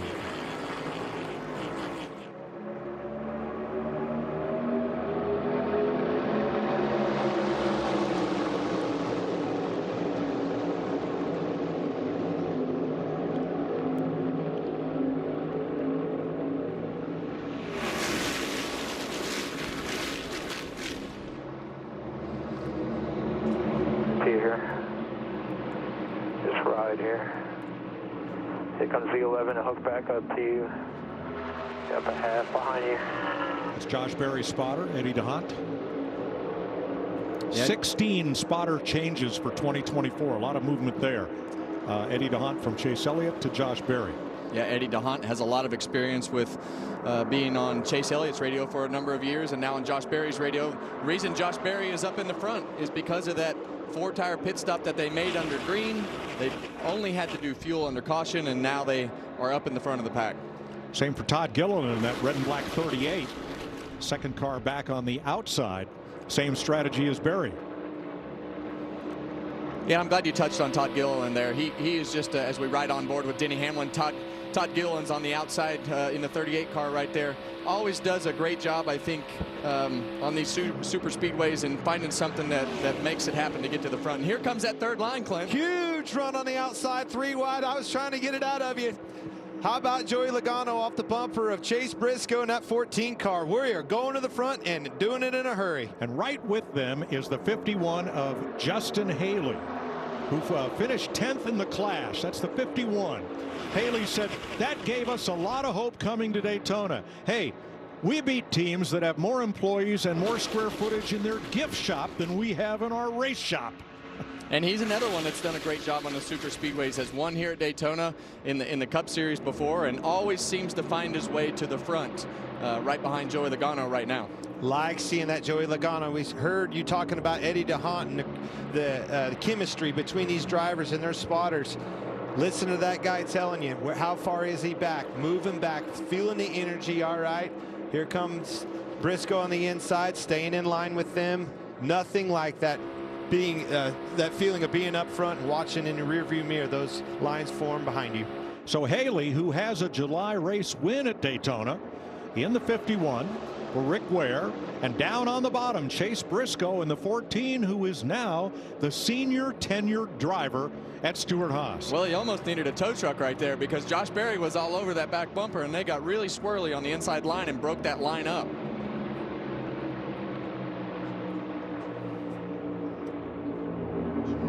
A lot of energy in the outside 2 lanes here.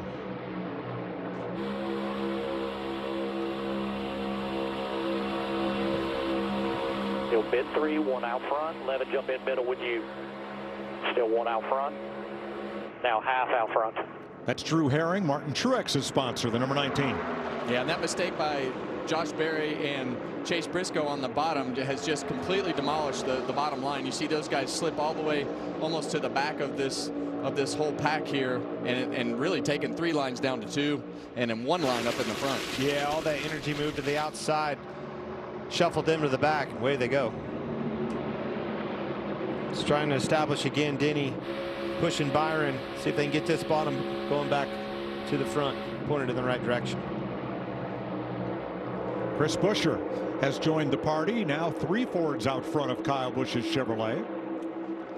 Yeah, and here's that replay of Josh Berry on the bottom, and those guys just a little bit off center, and then Josh tried to chase his bumper down there, and it was too late at that particular point. Look how far it stacked him up behind him. You saw everybody's flames start blowing out of their exhaust. That is everybody lifting, seeing trouble ahead. That was a heads-up move by not only the drivers, but those spotters telling them, checking up in front. And it just changed the whole dynamic of the whole pack by just the ebb and flow of the way these lines move.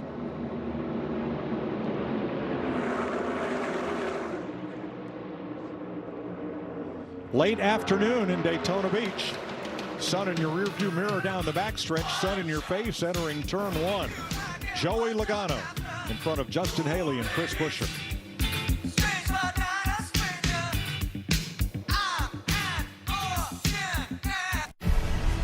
Today is just such a special day. The XFL and the USFL merged together to create one powerful spring football league called the UFL. These players are going to play hard-nosed, intense football, passionate football. Every play matters. Touchdown! They got one shot. They're going to ball out. Incredible! Spring football is here to stay. The UFL season kicks off March 30th on Fox and ABC. The Daytona 500 on Fox is sponsored by Credit One Bank. 79 laps complete. Logano, Haley, Buescher, the 3 Fords out front. Want a coolie made of Ross Chastain's Daytona 500 tires to keep your Busch Light cold and smooth? You could win one, or one of the other 500 prizes Busch Light is giving away. Enter every lap that ends in a 1 on X using hashtag BuschTona500, hashtag sweepstakes. There's Ross in 29th. One big pack, and way in the back of it, having dropped to the back, Denny Hamlin. You see him to the back, but let me tell you, who is the benefactor of that? Talked about Kyle Busch having that trouble on pit road penalty. He's back to the front. Logano took that thing up. Busch moved, and Priest, by the way, he had to pit at the end. 25 spots Kyle Busch gained, 23 on Priest. Huge gains by them, passing the whole field on the outside with Logano towing that line. Regan? Well, Mike Clint just mentioned Ryan Priest and how good he's doing right now. Keep in mind, early in the race, they had to pit early for damage to repair that race car on the very first yellow of the race. They did a nice job of getting it repaired. And Ryan Priest, if you're looking for somebody to pull for, maybe one of the most blue-collar drivers in the field. If he's not in the race car, he is in a race shop working on a car. He loves to work on race cars. Jamie? See the 19 on the inside line, 3rd car back. Something to note is that the Toyota Camrys are brand new this year. They have a new body. Same for the Ford Dark Horse Mustang, and there were a lot of questions how they would run in the draft, how they would feel. Well, Truex very happy with it. More stability in his race car. He can push better. He can be pushed better.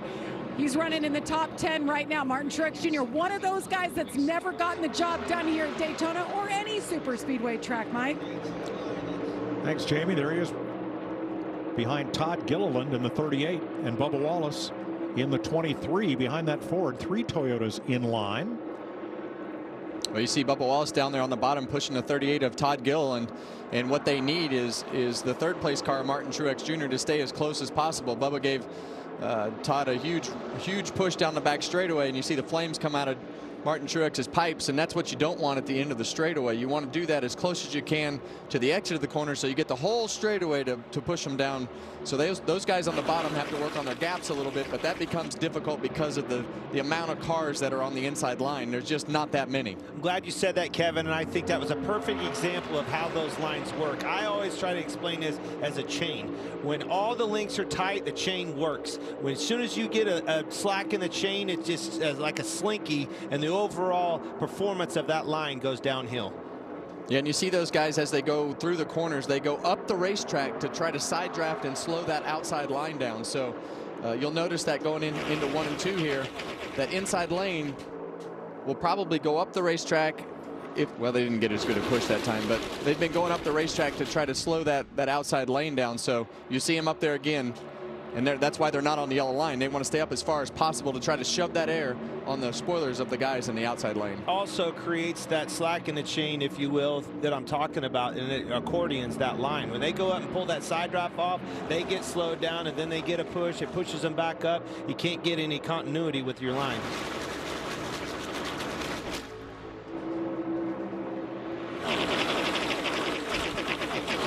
The next stage break comes at lap 130. Larry, too soon to be thinking about fuel mileage in this second stage? Mike, you read my mind. We went back racing at lap 70, which means if they want to run it long, which I think most people will unless they decide to come a little earlier, they'll go to about lap 110 to lap 115. That's somewhere around 15 to 20 to go in this stage. Well, when that stage ends, stay tuned for an epic Dude Perfect race made possible by the all-new Samsung Galaxy S24 Ultra. Bubba Wallace is doing just a fantastic job on that bottom lane, keeping Todd Gilliland going forward. This is that strength that we saw in the duels with the Toyotas and in practice afterwards, Kevin. We saw them being able to push harder than most other brands, and that's exactly what you see with Bubba Wallace being able to do that. See those hood flaps pushing. When those things fly up, just like Larry told us at the top of the show, that means that baby's pushing hard.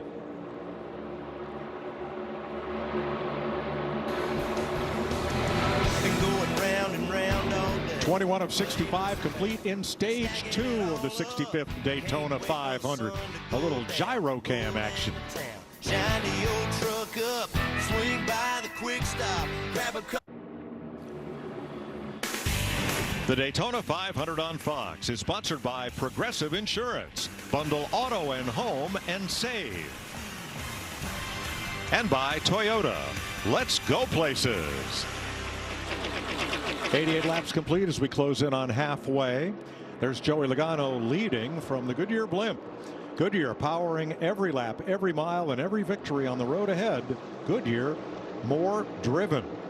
I'm seeing Bubba. I think he's wanting down in front of Gillen. Look if this bottom lane comes up. See if he takes that bottom line and see if he can pull it to the lead. Well, Joey Logano has commanded this second stage. The pole winner for the Daytona 500, the fastest qualifier, has not won the race since Dale Jarrett did it when Joey Logano was 9 years old. He's 2000. He's going to stay in line there. Thanks for making huge us shove by Truex, pushing Gillen way up, but there's that slack in the chain. Watch, he'll have to lift, catch back up, big shot, slows the lane down, backs him up, start the motion all over again. Yeah, and the problem is they don't have the timing down for the third place car to keep that line moving forward. You see Bubba fall back from Justin Haley in the 51 car there. And it just slows that line down when they create those big gaps, pulls them backwards. You saw when Bubba moved up to that outside how he drove off. I think if they can get... But this is how you want to do it, Clint. You see how Martin connected right off the corner? Oh, I see it, but I think they're wanting his Gilliland out of the way. If they can get Gilliland out of the way and line up these Toyotas on the bottom, I hate to say it, I think they're going to go to the front and be strong. We know these Toyotas are fast. We've seen it all week long. Well, they're maintaining down there, and there's only 6 cars. They just can't get them lined up. Joey Logano's pole run the other night was the first pole for Roger Penske in the Daytona 500. He's been competing here since the 70s, but look at what Team Penske has done since last May when they won the Indy 500 and the Coke 600 and the NASCAR Cup Championship for Chevy and Ford, and then for Porsche won the Rolex 24 Hours here a couple of weeks ago at Daytona. And then Logano's Ford gives the captain his first ever Daytona 500 pole.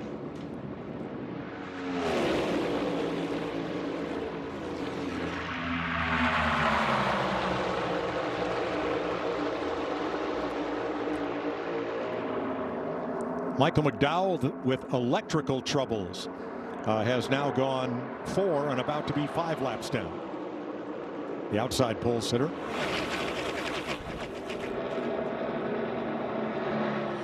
NASCAR is going back to Chicago.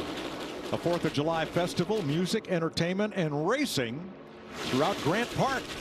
Headlined by Keith Urban, Chainsmokers, the Black Keys, and Lauren Elena, July 6 and 7. For tickets and experiences, visit NASCARChicago.com.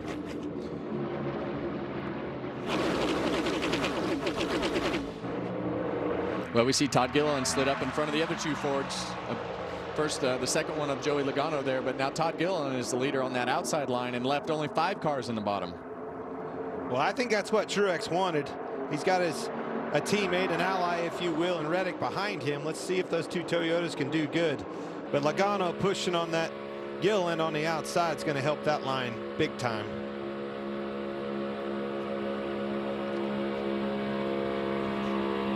.34 cars on the lead lap. Jimmy Johnson, the 7-time champion, now 3 laps down. Josh?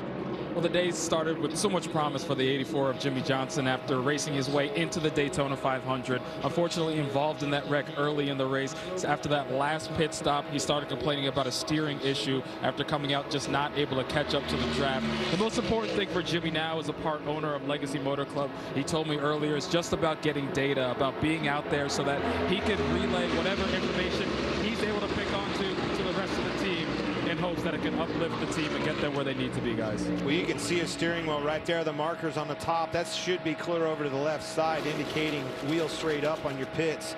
That wheel's way off. A lot of toe damage on the front of that car. Johnson carrying the Creed Tour onboard camera today. Boy, Martin Truex just can't get that low line up to the front, can he? Well, there's just not as much surge. You've got that 2nd place car and the 3rd place car, but there's just not as much energy behind those 4th and 5th place cars like there is in that outside line to rebound. And just as I say that, there he goes. Yeah, I mean, you're going to see him cycle up there. Well, we see somebody else drop down out of the pack. So what you're seeing is a good old-fashioned drag race by 2 manufacturers. Got them Toyotas lined up on the inside, the Dark Horse Mustangs on the outside. I like it. I dig it. Almost halfway in stage number 2 of the Daytona 500. Martin Truex Jr. now out front.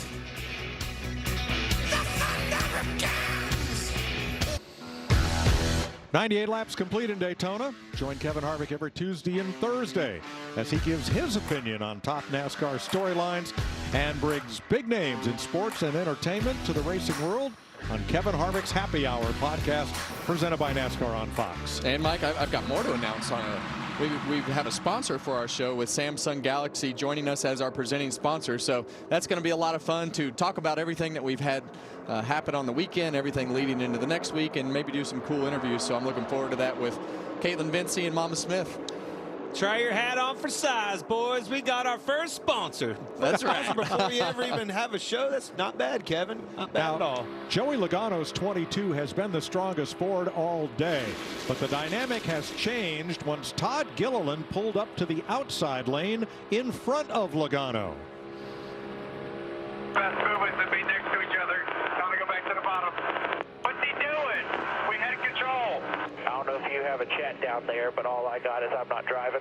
On Eddie. Yeah, and the chat that he's talking about is how the manufacturers and all the crew chiefs communicate with each other on the pit box and everywhere else that they're sitting. So Joey's talking about Todd Gilliland. He was in the bottom lane, and he felt like they could control how much fuel they were saving at a particular time by controlling the speed of the 2 lanes. And now Martin Truex Jr. is the leader of the bottom lane.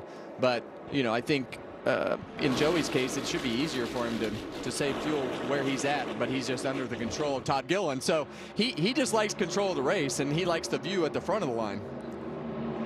And Todd Gilliland's been around racing his entire life. His grandfather Butch was a West Coast champ, and his dad David led 18 laps in the 2007 Daytona 500 that Kevin Harvick won.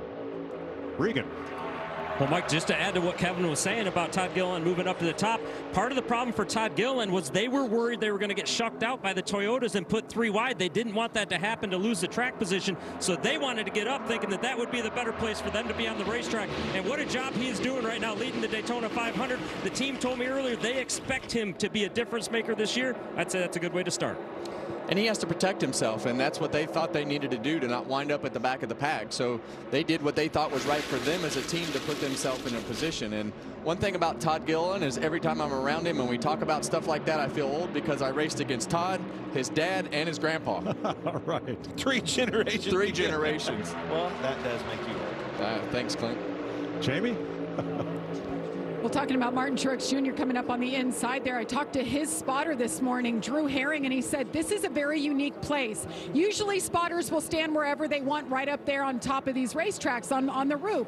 He said here, because we have to communicate so quickly, we need to stand next to our teammates. So they're organized by team and by organization. So quicker communication is what it's all about. 20 years of trying for Martin Truex to win the Daytona 500. In 2016, he finished second by inches in the closest ever finish here. That's the thing, you know, I hear you 20 years of trying, but you got to listen to the second part of that equation. He lost this race by mere inches. I mean, heartbreaker close. He can get the job done, and I think he's got the hot rod to get the job done this time. There's the view from his Bass Pro Shops camera today. He is one of 6 active NASCAR Cup championships. Still trying to win their first Daytona 500. That's a pretty stout list of Cup champs there that haven't won this race. We don't know what's going to happen as we cycle through this race, but it wouldn't surprise me if one of them won. I'm ready. Surprise me if they didn't. Well, I'm ready. We've had 3 straight years of outlier winners. Drivers who had never won before, haven't won since, and have trouble finishing in the top 30 in points. I think I'm ready for a driver with a championship in his pocket to go to victory lane today. You can be ready all you want. This whole racetrack at Daytona ain't ready. There ain't nobody getting it. I think this place decides who wins. It's a hard one to get done. 20 years we watched Earnhardt drive, finally getting it done. It's such a special race, and when you talk about how hard that it is to win here because of the fact that everybody knows that they have an opportunity to have 3 months to work on their car and do everything that they need to do. They bring their best prepared car all year. And for a lot of the smaller teams that have those upset wins, they are able to put a car on a racetrack that can compete, and they know it. Still 2 by 2. Truex's Toyota, Gilliland's Ford. Just past halfway at the Daytona 500 on Fox.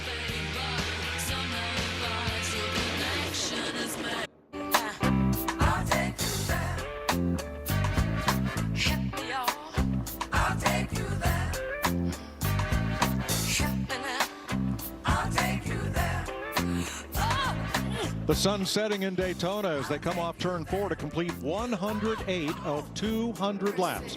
Todd Gilliland and Joey Logano now have gone to the bottom. Bubba Wallace up to the outside to take the lead in this Daytona 500. Toyota, Chevy, and then 5 Fords. Now pit stops will be coming up soon. Josh? Yeah, and one of those drivers that's going to come in for a pit stop very soon is Josh Berry in the 4. And as Kevin knows up in the booth, this is a new era for that team. And then crew chief Rodney Childers told me that they worked in the offseason doing some late model races together just to establish a relationship so they weren't starting at ground zero when the season started. He said that was super important for them so they felt comfortable heading into the season and had better communication streamlined. Regan? Well, Josh, what a great run back to the front yet again today for Kyle Busch as he leads this race right now, up 28 positions since the restart. A little surprising, too, because Kyle does not love that race car as of right now. Said it shoves the nose when he turns the wheel too much, meaning it's tight. It wants to go up the racetrack, but you wouldn't notice that based on him up front. Mike?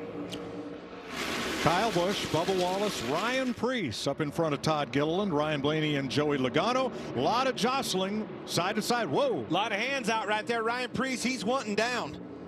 I think they're wanting to pit. He's trying to get down, got his hand out the window. Bubba Wallace, no can do. Well, we saw the 38, the 22, and the 23 of Bubba Wallace and 8 of Kyle Busch. Everybody worked themselves down a couple laps ago anticipating coming to pit road. Not this lap. This time. Well, and that's the reason I make that point is because Ryan Blaney and Ryan Preece in the 41 and the 12 in the outside lane, there's really nowhere for them to go right now unless somebody makes a hole. And they know it's coming up, so they got to get themselves in position without losing a bunch of spots, if possible. And that's where trouble strikes. We've seen it time and time again. They try to get down anyway, cross paths, and get spun out. getting on the pit road. Very tricky, very tight quarters. And the further that this goes and the closer that it gets, that gets harder and harder to do. All right, Kyle Busch and Bubba Wallace with a handout. And Priest drops in on the bottom and takes the lead. The Berlin, Connecticut former modified champ. Here they come. And here he comes. Going to drag a big pack with him. This will be half the field. Down to pit road speed at the yellow line.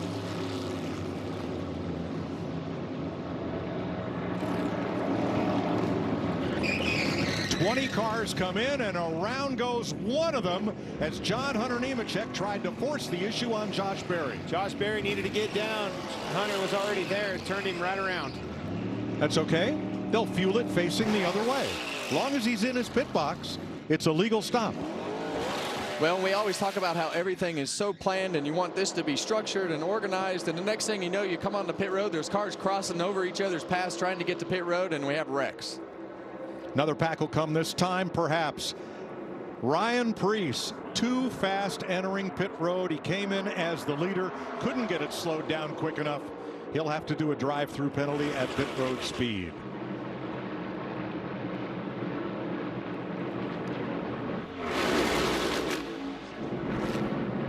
We listened in on Ryan Blaney. Gotta get down. What do you think I'm trying to do? Yeah, well, I'm just telling you what we're trying to do. I'm not either. We're good on fuel. We just need to make sure we pit with friends here. Okay? One car coming this time. That'll be Priest to serve his penalty. Well, and sometimes waiting a little bit longer to pit allows you to just keep maintaining running good lap times. We see this back group that has already pitted. We heard Ryan Blaney frustrated because, like I said earlier, the more laps that go by, the more frustration and urgency to get down. Anthony Alfredo comes in to make his stop by himself. Flip side of that is it's really not a manufacturer pit stop here. That was literally half the field came in, half the field stayed out. I think Ryan Blaney's just fine where he's at. Well, and sometimes you just say, the heck with it. I'm coming with everybody else because they're all coming in, and you just have to make that call as a driver sometimes. I watched you do that last year, Kevin. Everybody was having trouble coming on. You said, you know what? I'm going to go with a smaller group this time. Yeah, sometimes you just have to explain it on Monday morning. So on the map at the top, that's car number 8, Kyle Busch, with that group of cars leading the race, and some of them coming to pit road. The group of cars led by the 22, mostly Fords, that were first to stop. Things a little more orderly here, as they can be when you only have 8 cars coming in at a little bit of a smaller group, so it allows those guys to be a little more orderly because there's more room to move around. All of these are fuel only.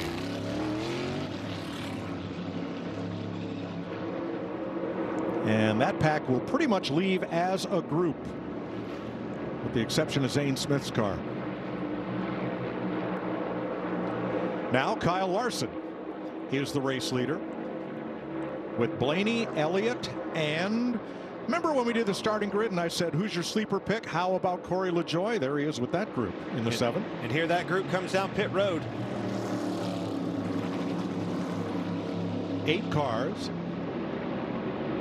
to take fuel under green. Mostly Chevys, but for Austin Cindric and Ryan Blaney in Fords.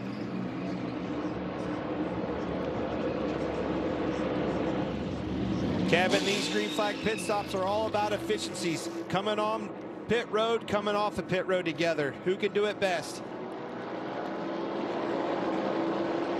Well, we saw the first 2 groups merge, and the third group is going to merge right in the middle of turns 1 and 2 as the lead pack of what is the 8 car of Kyle Busch coming down to these guys. And as we go to the backstretch here, it's going to be interesting. I just saw a teammate right there. You saw Logano coming up on the outside. That 3 car, Austin Dillon, pulled up and made a block. Kyle Busch is in the lead of that thing. 3 car, several laps down, pulled up and made a block. That's teamwork right there. Well, this is what you want. There you go. Austin Cindric pull up. That's his job. His job is to pull up and try to disrupt that line as much as possible to slow everything down. Joey Logano's coming behind Austin Cindric. He gets behind his teammate. Kyle Busch is all messed up because William Byron is up the racetrack and they have slowed the whole pack down, and now they're right in the middle of it towards the front. That all started with Austin Dillon moving up and making that block on Logano. Collected all of those. They were going to blow by all of them on the outside. So now the 8, Kyle Busch, looks to the high side, trying to catch the race leader, who is Kyle Larson, with his Hendrick teammate Chase Elliott in tow. That's like saying, hey, we're going to go down the highway, and it's that guy that's sitting in the slow lane like Boyer, and he's just sitting there. Well, that's what you're supposed to do. Pull over, screw everything up as much as you can, and they wound up blocking him really, really well. But I know that seems like a strange strategy to pull up into a high-speed car that's going way faster than you. It's not strange. It's a bold strategy, but everything's back under control now. I think all is well. Kyle Larson was 19th prior to the green flag pit stop cycle. He comes out with the lead.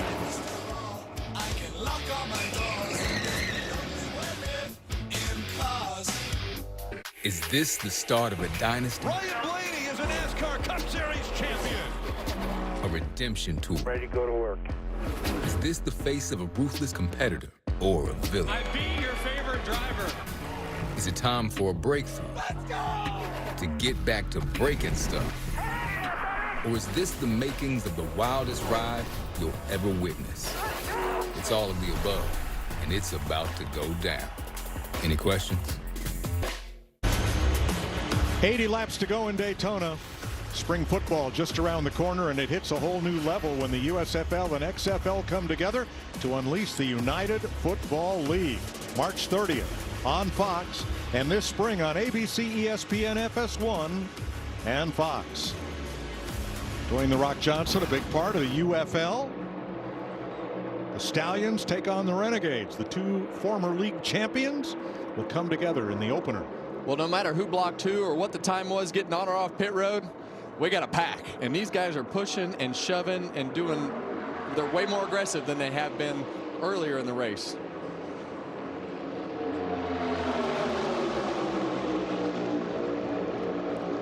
Kyle Busch leading the top, Austin Cindric leading the bottom. Kyle Larson was leading a third lane on the bottom, further back, dropped in line. I'm glad you said that, Mike. That bottom line, that's 2 for 2. It does not prevail. As soon as they get stacked up on the outside, those outside lines blow their doors off. Well, and typically you don't want somebody on your right rear because the air just slows you down from the other cars as it bounces off that spoiler. Kyle Busch has been in 19 Daytona 500s. This is his 20th try. He spent the 2015 Daytona 500 in a hospital bed after a crash in the Saturday race. In 2023, at the end of 500 miles, Kyle Busch was the race leader. But we went into overtime, and it was not to be. He takes Richard Childress back to victory lane to Daytona. I don't know if this play's ready for a party like that, Kevin. Well, there's not many people in that infield that know the importance and experience as many things as Richard Childress has at this particular racetrack and in NASCAR racing in general. Kyle Busch has now led 337 laps in the 500, more than any other driver who has not been to victory lane. We had him on the pre-race yesterday, and you could, oh wow, big hit by William Byron. That hit came all the way from Allmendinger in the 16. A lot of energy behind him, but you could just feel it, Kevin, when he was talking to us. The sense of urgency for Kyle Busch in winning this race, it's very, very apparent. I interviewed Kyle Busch leading into the Daytona 500 and sat down with him, and I couldn't believe how relaxed. Maybe he was just trying to be nice because he knew it was my first interview, but he was so close to winning the Daytona 500. He's won everything else in the sport. You know, I think having a year under his belt at Richard Childress Racing and knowing how that whole operation works, I think he understands the significance of him wanting to win the race, but he understands the significance and what it means to Richard Childress Racing to come down here, and just as a privilege to race in general. Richard makes it very aware that we are going to put as much effort as possible into winning Daytona. Austin Cindric, who won this race 2 years ago, Ryan Blaney with him. Cindric's dad, Tim, general manager at Team Penske, going into the Indy Hall of Fame this year for everything he's done at the Brickyard. Jamie. Austin Cindric, just 25 years old, won this race in his first attempt at it 2 years ago. He studies more than any other driver I have ever seen, especially when it comes to this style of racing, and it's showing right here, running up front. And Mike, last year was a year he wants to forget. One top 5. Can you imagine if he could pull it off and win this first race of the year? What a shot in the arm for this team. One thing I've noticed here, Clinton, I'll draw this out as we go through the corner right here, but as we enter turn 1 with this pack, the space between these two cars has become a lot closer. The space on the bottom of this racetrack, there's a lot of track down there on the bottom, and those guys know that that side draft is keeping those guys slowed down up top. And a tough break for Justin Haley. He is pitting by himself with fuel pressure problems. The 51's had a great run here at Daytona today, spent a lot of laps in the top 3, but he is out of fuel and coasts into his pit stall. You know, he'll go at least a lap down. Last 3 or 4 years we've been down here to Daytona. We've been to Talladega. We've watched this package, right? The super speedway package, Kevin. Ford has had a dominant car when we talk about super speedways. With them having a new body, Toyota having a new body, I think Ford adjusted a little bit for the mile and a half, some of the downforce packages. It is really even this pack up when we talk about Daytona. All 3 manufacturers very even. Who just dropped to the bottom? Christopher Bell made a 3rd lane on the bottom, and he's got some help. Watch that yellow Camry trying to get to the front. 4 to go. It's time. With Ricky Stenhouse, last year's 500 winner, right with him. Well, they're going to need more cars down there, and the problem is they're going to catch these cars that are a little bit slower coming up to them, and that's usually when it creates problems, especially if they're 3 wide. But those 3 cars in a line, they've got a lot of energy already built up, momentum. I think that's a decent move by Bell. He saw that coming. Here comes an opportunity. Let's use that air off those cars, see if we can get to the front, maybe move up before we catch them. They're going to catch Ty Gibbs, Josh Berry, and Ryan Preece here. Yeah, the problem is if they do catch them, though, I don't know that they're going to go anywhere. And now you see the cars behind Ricky Stenhouse get up into that 2nd lane because they're anticipating those guys being in the way and not being able to go 4 wide. And that's going to take Christopher Bell and Ricky Stenhouse Jr. back. There's just nowhere to go. Went for it. He didn't have the track position at the end of the stage. I like it. Got to try. You see, I think you saw Larson right there dip down. He's going. He is. Kyle Larson on the bottom by himself. Coming to 2 to go in stage 2. Lapped cars well to the inside, or about to be lapped cars. Those teammates are holding strong in that middle. Big shot by Blaney. Giving Cindric a shove. Byron on that outside, pushing Busch. Those 3 cars just getting lapped all had some pit road issues, with Berry getting turned around. And that's why they're now going a lap down. Gosh, this side by side with the bottom lane moving so close to the outside lane, they're obviously in a position where they feel like it's helping them keep up and keep the momentum, but it keeps getting tighter and tighter and tighter, and it's going to cause a problem at some point. And that point is off the corner. When you get tight, you lose the nose off that car in front of you. There's no room for error. You're going to be up in the side of that car. Seen it time and time again here on the exit of the corners. Daniel Suarez, the Freeway Insurance Cam, coming up into play here. He is 5th as they have half a lap to go to complete stage 2. Well, you see Daniel Suarez right here with this throttle percentage. What he's doing right there is checking up so he doesn't run into the back of the car in front of him, and that's the kind of momentum that they have right now, able to just run up there and ram that car if he didn't let off the throttle. Battle for the stage win, battle to be the first car 1 lap down and get the free pass. That's Preece versus Gibbs as Cindric takes him into turn 3. Blaney to the bottom. He said he wasn't going to help his teammates. He didn't. He dropped to the bottom to try to win stage 2. Great move by Cindric to move up before Busch got to his outside and get caught in the middle. That was a heads-up move by Cindric. Champion Ryan Blaney wins stage 2 from Austin Cindric, Daniel Suarez, Kyle Busch, and Tyler Reddick. It is Blaney's 3rd stage win in the Daytona 500. So buckle up and stay right here as it's time for a one-of-a-kind dude perfect battle on the racetrack, featuring epic footage captured on the all-new Samsung Galaxy S24 Ultra. I'm TT. I'm Sparky. And it is a foggy day here at Texas Motor Speedway, which is a great day for racing. Today's battle is made possible by the all-new Samsung Galaxy S24 Ultra featuring Galaxy AI. Each competitor has the new device mounted to the front of their cart so we can capture their point of view and their facial reactions. Kind of a nifty little feature. Dual recording, some would say. That's what it's called. Let's get to racing. Good luck, boys. 3, 2, 1, race! Jones immediately bottle rockets. He bottle rockets and it helps him out and he gets the lead early on headed into the first turn. Headed into the slippery corner. Will he prevail?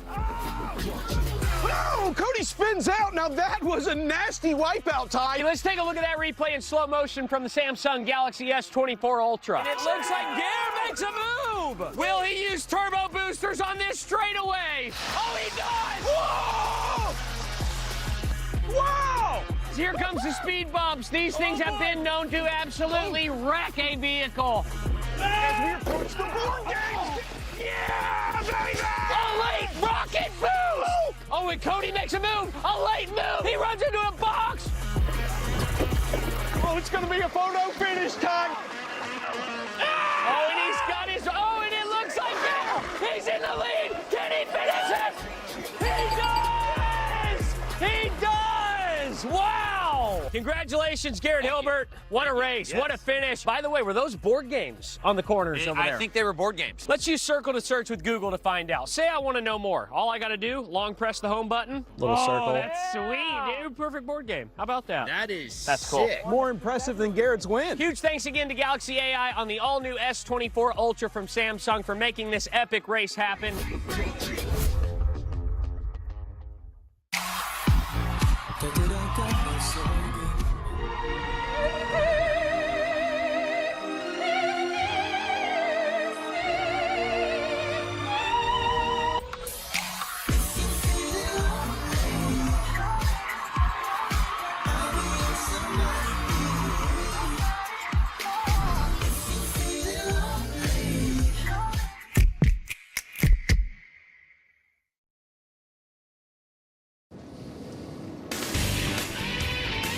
Nightfall in Daytona at the end of stage 2. Here's our aerial coverage provided by Goodyear. Powering every mile and every moment on NASCAR's road to victory. Goodyear, more driven.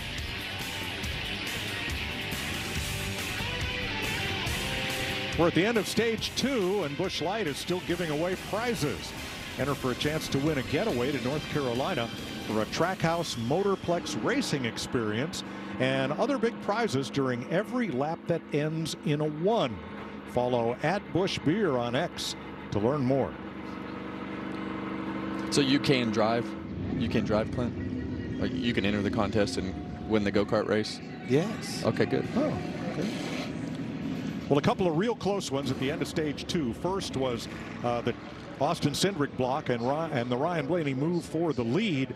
Also was the finish for first car on the lead lap at the end of the stage, and that is scored as Ty Gibbs over Ryan Preece and Josh Berry. So Gibbs will get the free pass. Right here, there's the Monster Energy can. Blaney moved to the lead to take that stage win. I saw that coming, but I really thought Cindric was in trouble, was going to get stuck in the middle there. Quick move up, was a heads-up move. Very, very close block, but it saved his day to get some stage points. Well, like you said, we heard Ryan Blaney frustrated earlier in the run there and saying he was not going to hang with his teammates. Well, he definitely didn't hang with his teammate. He went and took that momentum and went right by him. Also true. All right, this is the end of stage 2. There are no more planned caution flags for the rest of the race, and we've had only 3 of them. The incident at lap 6 where John Hunter Nemechek got into the side of Harrison Burton, knocking Burton and Carson Hocevar and Kaz Grala out of the race. It also sent Austin Dillon to the garage for repairs and damaged the car of Jimmy Johnson. The only other caution flags have been for the stage breaks. Means the Buddy Baker's all-time Daytona 500 record average speed of 177 miles an hour is in no jeopardy today. All right, the lead lap cars head for pit road. Let's begin with Josh. We'll begin with the 99 of Daniel Suarez. Quietly found his way into the top 5. His biggest complaint, needs more rear security. They're going to go 4 tires and a dot of fuel here. Regan? Kyle Busch in the 8 car complaining about tight earlier, but the sun has gone down, and that has helped him. That car's gotten better for him. A little bit too darty in a straight line, meaning it moves around just a little bit too much for him. The 12 of Ryan Blaney, he's a little tight right now as the track continues to change. Jamie? Austin Cindric in the 2 led 10 laps there, says he needs nothing inside the race car. He's happy. 4 tires weighted on fuel. This could be the last time they take tires today.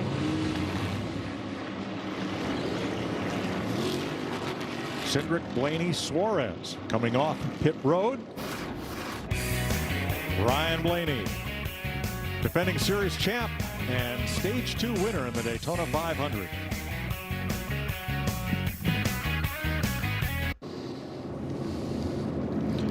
You're looking at Kyle Busch trying to limp onto pit road without losing his left front wheel, which has no retaining nut attached. Let's show you the pit stop and what led to this.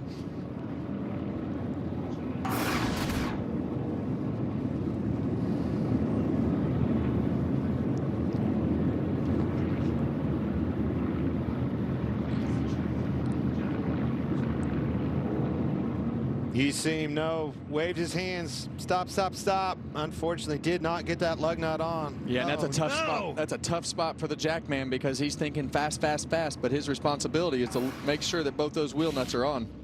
But damage control, they got right on the radio to Kyle, told him, watch your speed, stay down, stay on the apron, keep that left front on at all cost to get back around here to pit road and get it replaced. Which is a great job by Kyle Busch to drive that thing around 2.5 miles and keep that left front tire somehow, some way back on that vehicle.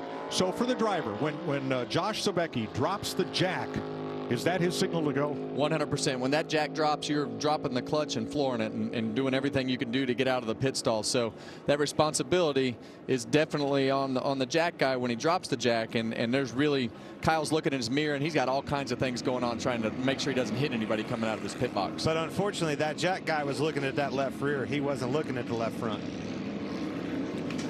All right, fellas, assume the position. It's time for the Credit One Bank ones to watch. Clint, over here, Clint. Which manufacturer are you watching?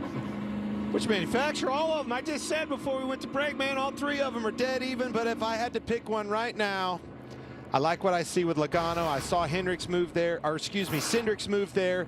I'm going to stay with Ford. Yeah, well, I still think that Toyota is in the game. And like you said, there's a lot more of them in the game because of the fact that they can do all the things that the Fords and Chevy have done. But I still think that there's a lot to this whole thing to play out, Mike. Well, in terms of Chevrolet, Kyle Busch and Kyle Larson, the Kyle and Kyle show, they have been the class of the field for Chevrolet, though Chase Elliott was also able to run up front. But rule 1 of the Daytona 500 is don't beat yourself. And one of that trio is going to be starting in the back. So you're saying it's anybody's game. They're not out of it yet. I think all 3 of these manufacturers are equally matched. I love what I'm seeing out of this Daytona 500 so far. And this is going to come down to exactly what we've seen. Who makes the least amount of mistakes and can position themselves in the front of the pack with the track position after they make their pit stop. And then at the end, really everything just goes crazy. The other thing that we've seen so far is this bottom line. They're capable of getting 3 wide, and as soon as they do, that bottom line isn't the line somehow. Usually it's the one, it's the safest bet, right? It's safest play if you're in that car. Not so much today. Both times that bottom line is dissolved. So 17 of the lead lap cars made their pit stop and lined back up. The rest of the lead lap, which is 14 more cars, made their pit stop and just came back in to top off for fuel, expecting a long green flag run. Well, and you want to put yourself in position to put the least amount of fuel in as possible. Here we go. Daniel Suarez had equipment interference on his stop, so has to start at the back. Haven't seen him all day, but look at that. Ricky Stenhouse, last year's winner of the Daytona 500. He's found his way to the front, folks. And on these styles of track, he typically does. He's won several races on super speedways, obviously winning the Daytona 500 last year. And here we go with the pushing and shoving at the front. Teammates working together for a while, at least here. Cindric and Blaney outside. The trust factor of that relationship's a little bit rocky, Kevin. Well, I think as you get towards the end of those stages, it gets a little bit looser, but we heard loud and clear how that was going to work out from the 12th seat. 3 wide, 1 car up, almost brushed the wall in the back. That was David Reagan with the 11. Denny Hamlin. Yeah, you see Logano, just like he did at the start of that last stage, already marching to that outside line. Here he comes. Blocked by Chastain this time. Up the middle, the 7, Corey LaJoie. He's got help from Christopher Bell and more. And up comes Bubba Wallace and Tyler Reddick to hold back that middle line. And look at the bottom line going away again, just like we saw last time. Well, when that 23 car pulled up, when a front car pulls up like that, it immediately just pulls the momentum back in that bottom lane. And as we've seen, that middle and top lane seems to be where you want to be as the race kind of gets through these first few laps of the restart. You can see him right there in the middle of that middle lane. Kyle Busch right back to the front, marching forward. Pretty amazing. Got a fast hot rod. Kyle Larson right in the middle of all that, right behind Kyle Busch. And behind them, Denny Hamlin. Denny Hamlin coasting around in 19th. I say coasting because we've not seen Hamlin make a charge to the front all day, all evening. He's been content to ride out back. Well, he told us that yesterday, Clint. He said, "I'm not worried about points. I want to win the Daytona 500." He's very determined in doing what he needs to do to put himself in position to win the race at the end. And he told us that he wasn't going to worry about it in the beginning. Absolutely, according to plan so far, Denny Hamlin.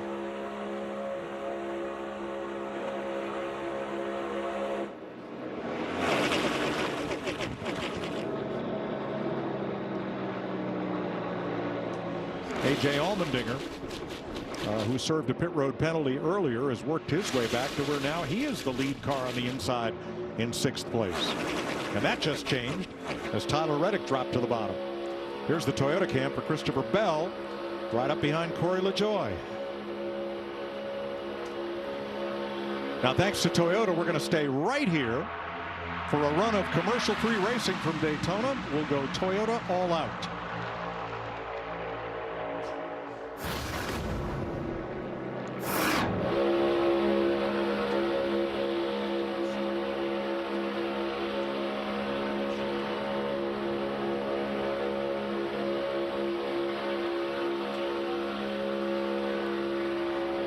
On board with Christopher Bell here in the middle, doing everything he can do to make sure he can hold his car straight. And Tyler Reddick leading the middle line in that nasty beast Toyota Camry up in the front, middle lane. You got one pushing that outside lane too. See Bubba Wallace pushing the outside, all 3 lanes full of Toyotas. Yep, Truex on the bottom, 2nd car back. So all those Toyotas positioned from 14th forward, 5 of them not lined up together, but it seems like kind of managing things mid-pack.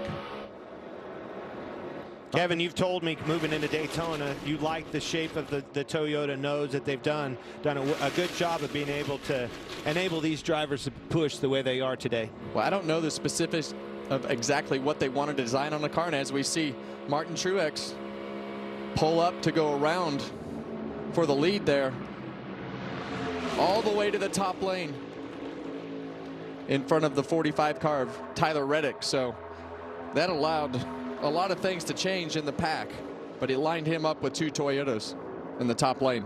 A little bit slow moving up in front of Reddick, kind of slowed that bottled the middle lane up. About got themselves in trouble.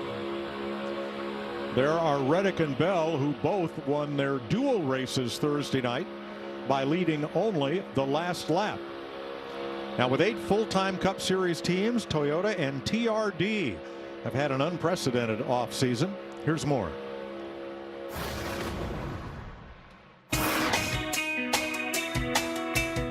With this new next-gen car, we started a very intentional search for the right partner. During that search, the phone rang, and it was actually Jimmy Johnson. I have watched Toyota work for many years.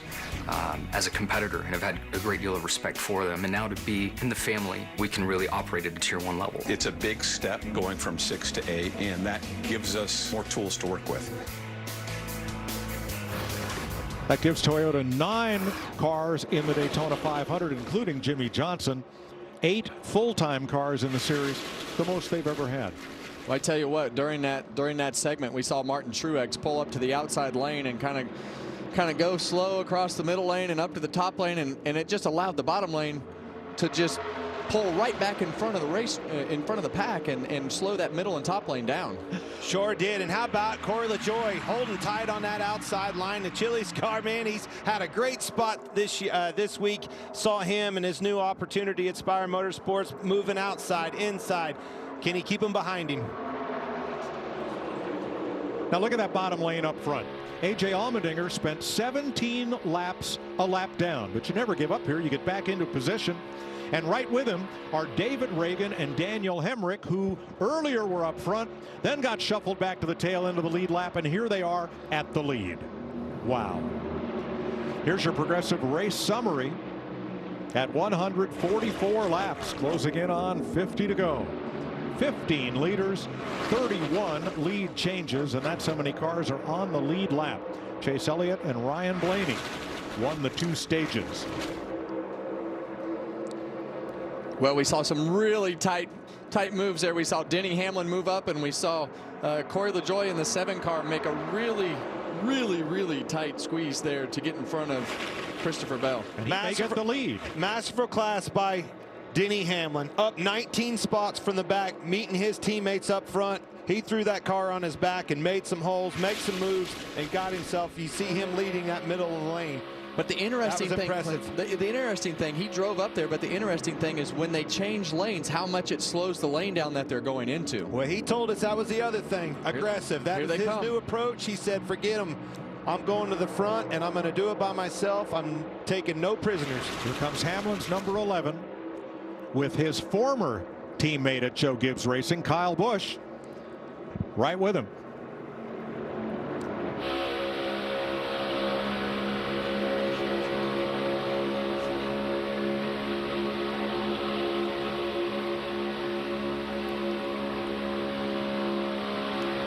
It'll be 53 to go when they come back to the start-finish line in what has already been a calamitous Daytona 500. What will happen over the final 50 laps here today?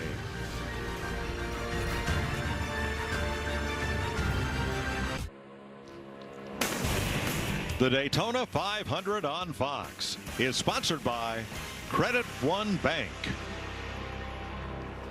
50 laps to go next time by. And in 6 of the last 7 Daytona 500s, the eventual winner had not yet led the race by this point. Tonight, that includes Denny Hamlin, Martin Truex, among others. Kevin, when I first came into this sport, I vividly remember you telling me when we were talking about Daytona, when is it time to go? 50 was the number you told me. Yeah, and we're seeing 50 as the time to go for a lot of these guys because the intensity level has picked up as we've gotten towards the end. That looked like Denny Hamlin almost brushed the wall right there off of turn 2. Almost. Corey LaJoie, the leader.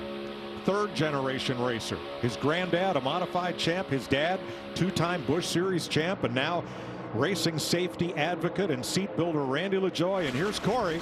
Half of his 8 top 10 finishes in the Cup Series have come here at Daytona.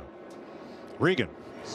Well, Mike, Corey LaJoie having a great night up front right now. Something he told me earlier today, though, that this team would have to focus on as they continue to grow this year is being able to handle the pressure of being up front. Not only him as a driver, but the pit crew when it comes down to big moment situations. Well, if he can come in the lead of the Daytona 500 for his last stop, that is going to be a great lesson for handling that pressure. Absolutely. Well, that's a great point. And as we're on the Toyota onboard here with Denny Hamlin, we get a great view of the back of Corey LaJoie's car. But racing in the front and dealing with the things in the front is not how you deal with things in the middle or the back of the pack. Otherwise, those guys, here we go. Denny's tired of following him. Yep. Denny Hamlin trying to lead for the first time tonight. Going to be right back up in front of him. The block start. Question is, will he stay in front of him on that outside or try to weave back and forth and slow both lanes down. Well, I think we know what Denny Hamlin wants to do. He wants to be in control. And being at the front is being in control. He can block and do all the things that he wants to do and be in the lane that he's the most comfortable with. Let's ride along with driver 11. Well, watch his eyes, because that's really the most important thing that happens here at Daytona. You watch the eyes, you try to gauge the run of the lanes behind you, know when you need to keep your car square. When you see the bottom coming, you'll see him come down, not come down, because that's a choice that you got to make, because you as the driver are the one steering the ship. And if you like the guy pushing behind you, sometimes you just won't even make that move like Denny just did right there. He thinks that inside lane is not going to be the lane to be in. Let's listen to Denny's spotter. One off of you, bottom tighter. That's Chris Lambert. Still half off, 3/4 off, 3/4 off. That's all that help. Talking about the help behind him. Off. Both lanes are equal here as far as gap. As we listen to the spotter riding on board with the Ally on-car cam of Alex Bowman there, you can hear the intensity, not the intensity, but the importance of the spotter and the communications to the driver. You want that spotter to be as calm as possible and do everything that he can to relay all the information about the energy and the lines and everything that's happening. Toyota out front. Chevys filled the rest of the front four. The highest Ford in the race is now Chris Buescher, back in 8th with Joey Logano. A lot can happen, though, in 46 laps. Want a chance to get in a stock car and drive around Daytona with Ross Chastain? I mean around the Speedway. Busch Light's offering that once-in-a-lifetime opportunity and more. Follow @BuschBeer on X to learn more and enter before the end of the race. There's the Busch Light cam.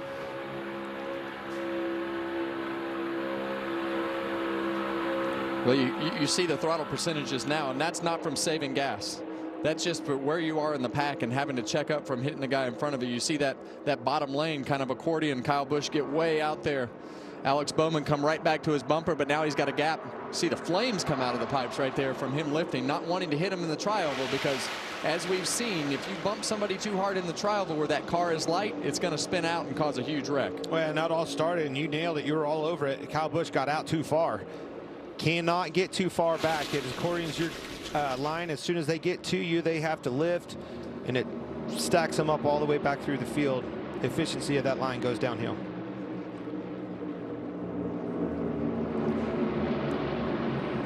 Denny Hamlin out front with 45 to go in Daytona as we take you, Fox, side by side.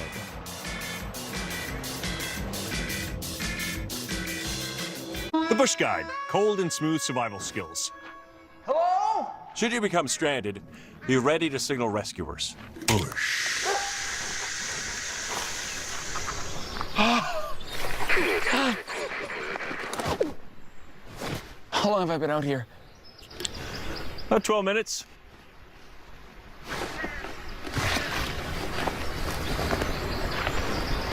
Head for the mountains.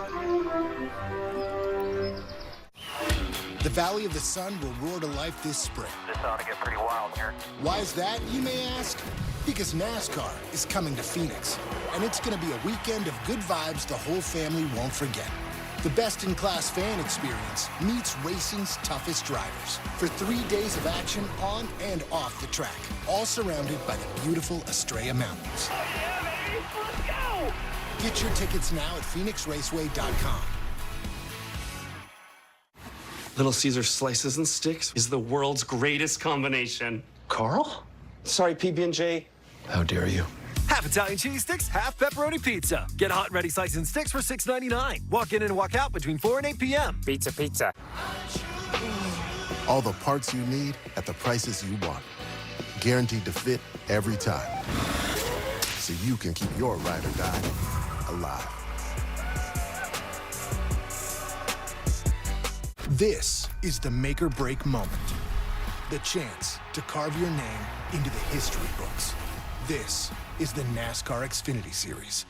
Hungry goats, drunken raccoons, driving dogs. And a partridge in a pear tree? No.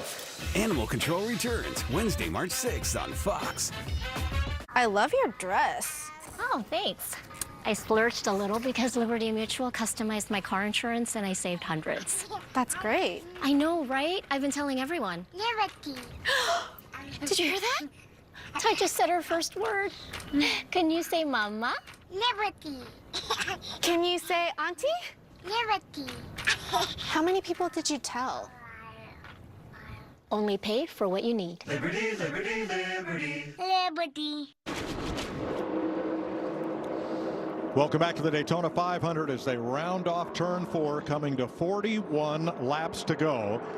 One more pit stop in the offing, and Denny Hamlin, who has 3 500 wins but never a Cup championship, out in front of Kyle Busch, who leads the inside lane. Busch has 2 Cup championships, no 500 wins, 114 Cup victories between the 2 drivers out front here. Cream's rising to the top. You see Logano pushing Busch down there. You're talking about a 3-time Daytona champion, Hamlin. Bell, he has been so good on these racetracks, won his duel. Love what I see out. LaJoie hanging tough for those guys. And Logano's fought his way back up into the front 4 in his Ford. Denny Hamlin has had such success here, but by razor thin margins. He's won 3 of the last 8. 6 drivers have 3 or more Daytona 500 wins, and he won the Clash this year, so he could repeat what happened in 2016. Most among active drivers in those categories.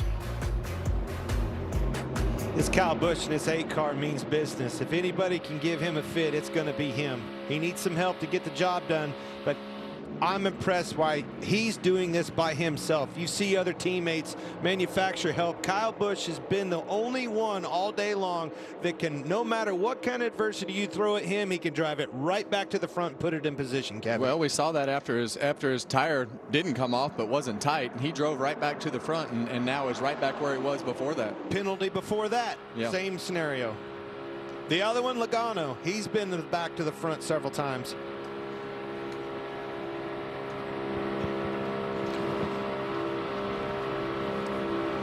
Joey Logano's Hunt Brothers Pizza onboard cam.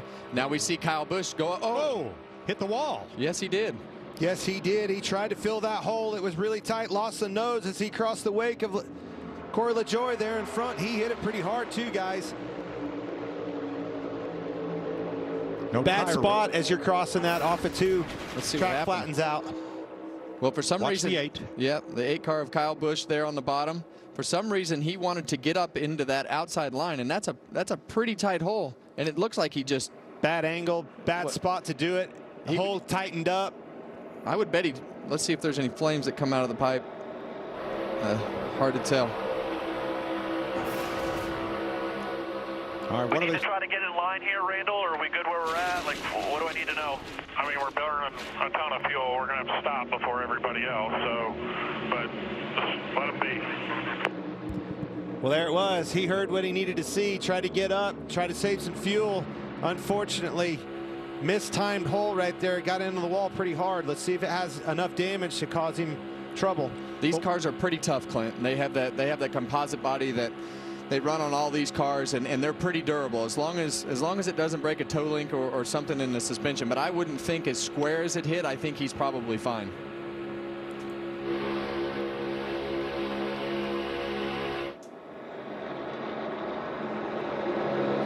Now, Brad Keselowski had been hanging out at the tail end of the lead lap, and unnoticed by us, he has climbed to 6th place. Interesting run toward the front for Brad, who's also trying to win his first Daytona 500. Wendy's always delivers for fans here in Daytona.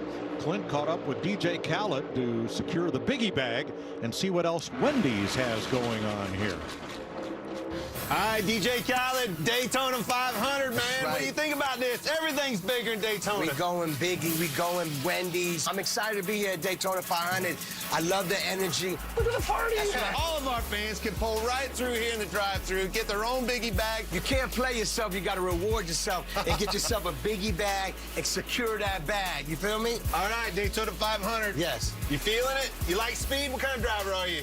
Well, I used to be a fast driver, But I like watching the fast race cars. Yeah. My kids love it. I love it. You never know what's going to happen.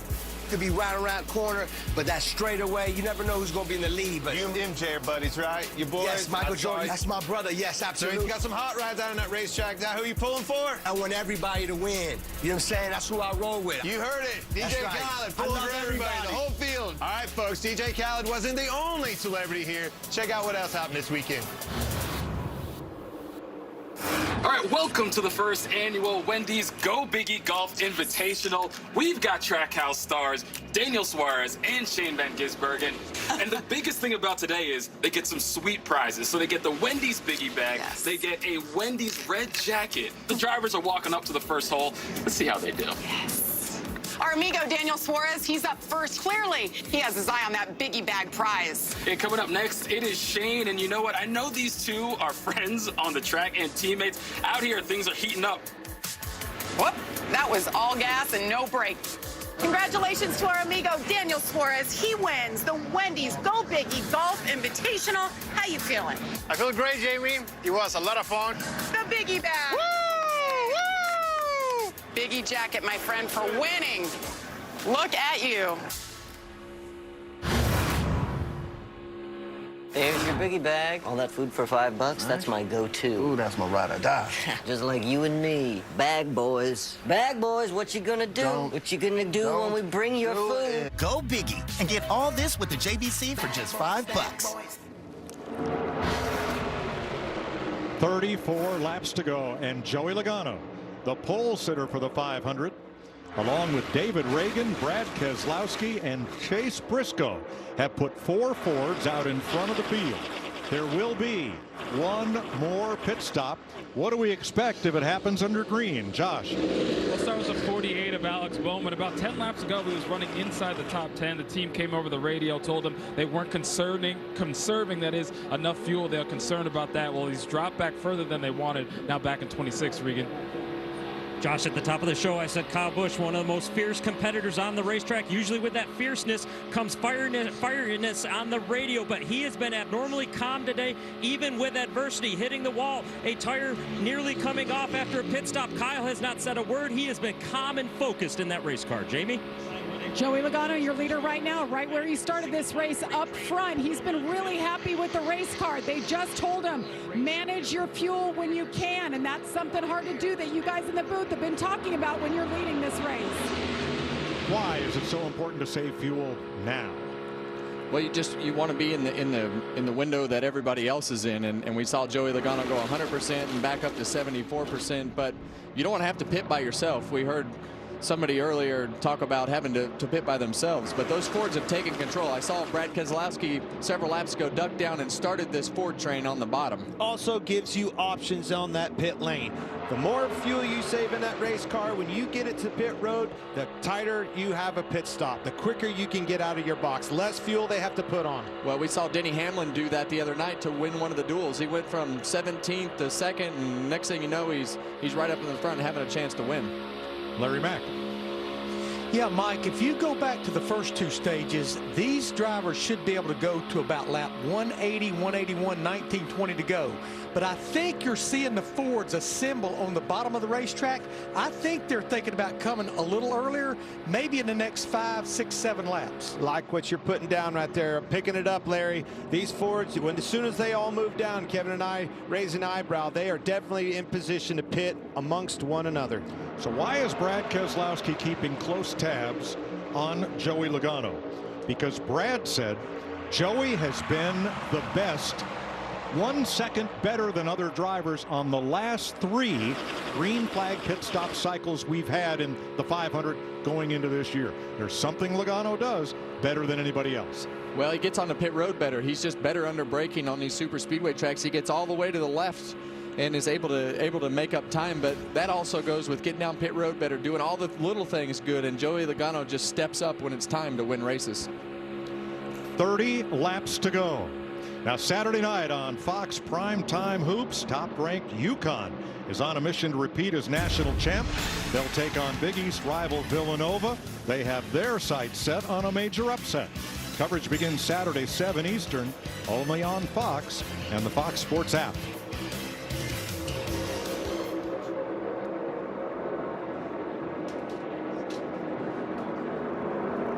Logano trying to manage both lanes here.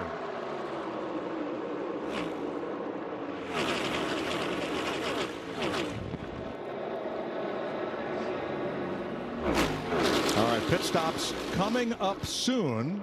So let's take our last scheduled side-by-side break so we can be with you to the finish.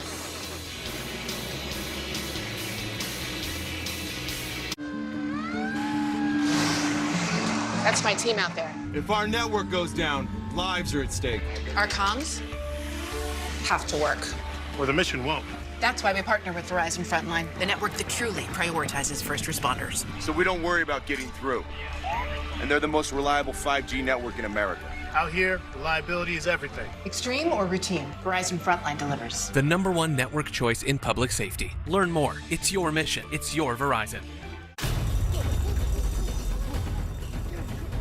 There they are. Everybody get their banking done?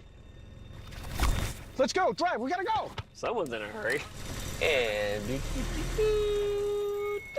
1 Mississippi, 2 Mississippi. Can we go? Yeah, faster. Oh, no, siree. You see, I get discounts for my safe driving with Snapshot from Progressive. You should see my savings. They're nuts. You told us he was a skilled wheelman. No, I'm a wheelman. His family name on my mother's side. What? Irish. What does fearless look like? Like sliding through a glimmer of daylight? Side by side for the top spot. Like trading paint with a champion? Oh, and he spins it. Like starting in the back of the pack and stopping at nothing till everyone is choking on your dust? It's time, baby. What does fearless look like? Find out for yourself. Let's go! The NASCAR Craftsman Truck Series. Today's just such a special day. The XFL and the USFL merged together to create one powerful spring football league called the UFL. These players are going to play hard-nosed, intense football, passionate football. Every play matters. They got one shot. They're going to ball out. Incredible. Spring football is here to stay. The UFL season kicks off March 30th on Fox and ABC.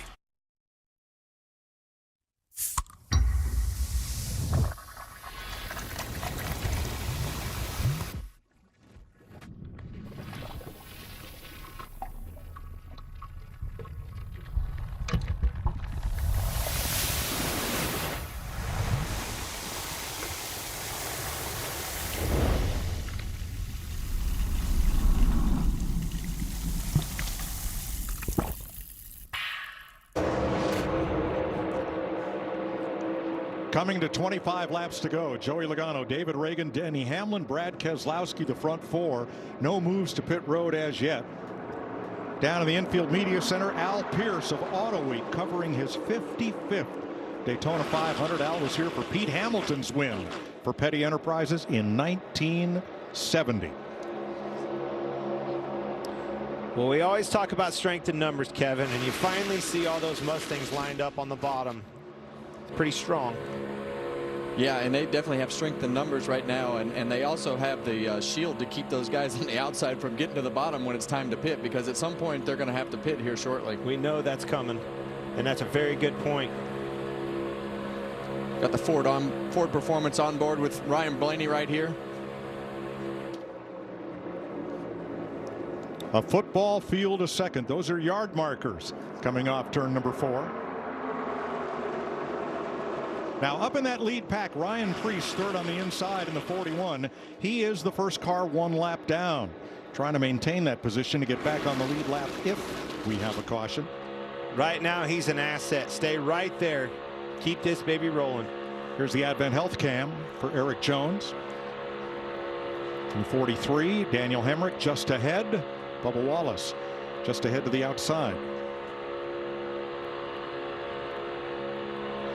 This is the most laps Joey Logano has led in the Daytona 500. When he won in 2015, he led 31 circuits. Tonight, he's been out front for 41. He's been by far the strongest Ford. But Brad Keselowski's team added a third car just for the 500. David Reagan, well-known super speedway star. He's won here. He's in second place with Brad in fourth. Jamie. Yeah, and how about David Reagan? He's one of our analysts here on NASCAR on Fox, and he'll run a race or two a year, but he got this opportunity from Brad Keselowski, and he is showing exactly why he was the guy for the job. 2 career wins. They both came on this style of track, and he's going to be going for the win here in no time at all. Great job by David Reagan tonight.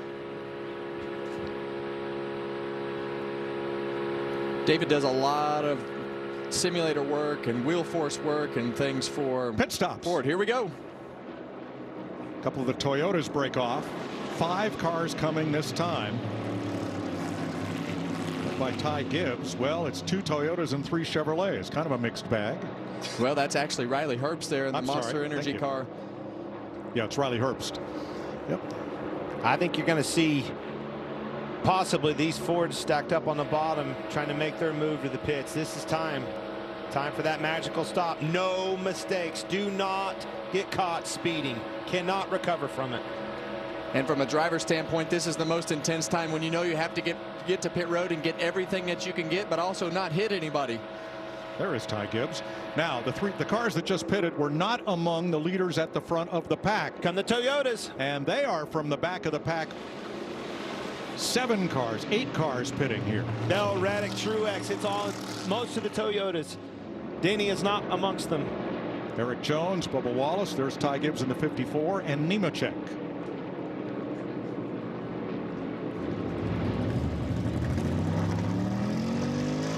Fuel only and away. They'll come out in a pretty tight pack, at least 5 of them will here.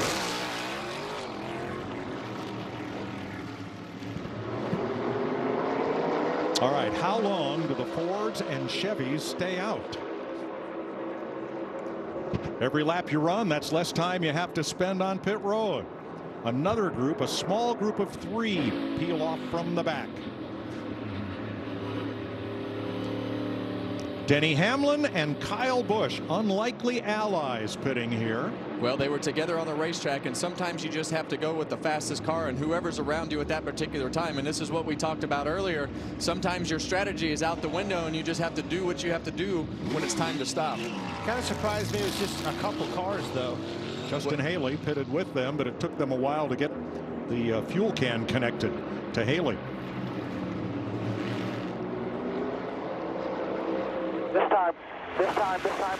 Here they come. That's the Ford boys. No mistakes. Joey Logano, Brad Keselowski peel off. That's Josh Berry, Ryan Preece, David Reagan, Ryan Blaney trying to muscle up through 5 wide. They come to the timing line. Well, we saw exactly what Brad Keselowski was talking about with Joey Logano. Look at that lead that he has on those guys, and that all came in the braking zone.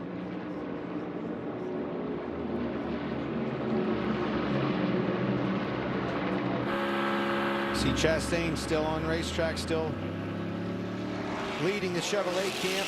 Stenhouse in tow. Logano and Keselowski get out first with Reagan. And those 3 hooked up may be tough to beat if we stay green here. Well, the games are going to begin on the back straightaway. Here comes everybody else. Ross Chastain in front of Kyle Larson on the outside. Stenhouse and Suarez on the inside.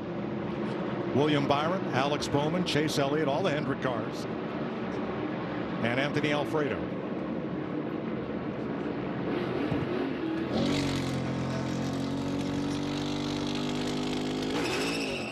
Yeah, and all these guys that are on pit road right now, they're pitting later, so it should be less time in the pits because of the amount of fuel that they're taking.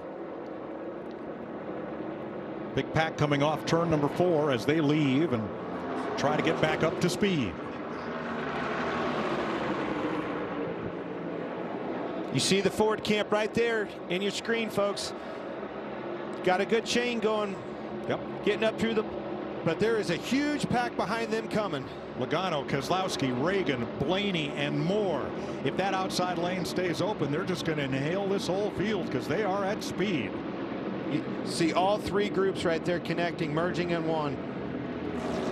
Logano drops to the inside, trying to sniff a draft from the Toyotas ahead of him. Back to the outside.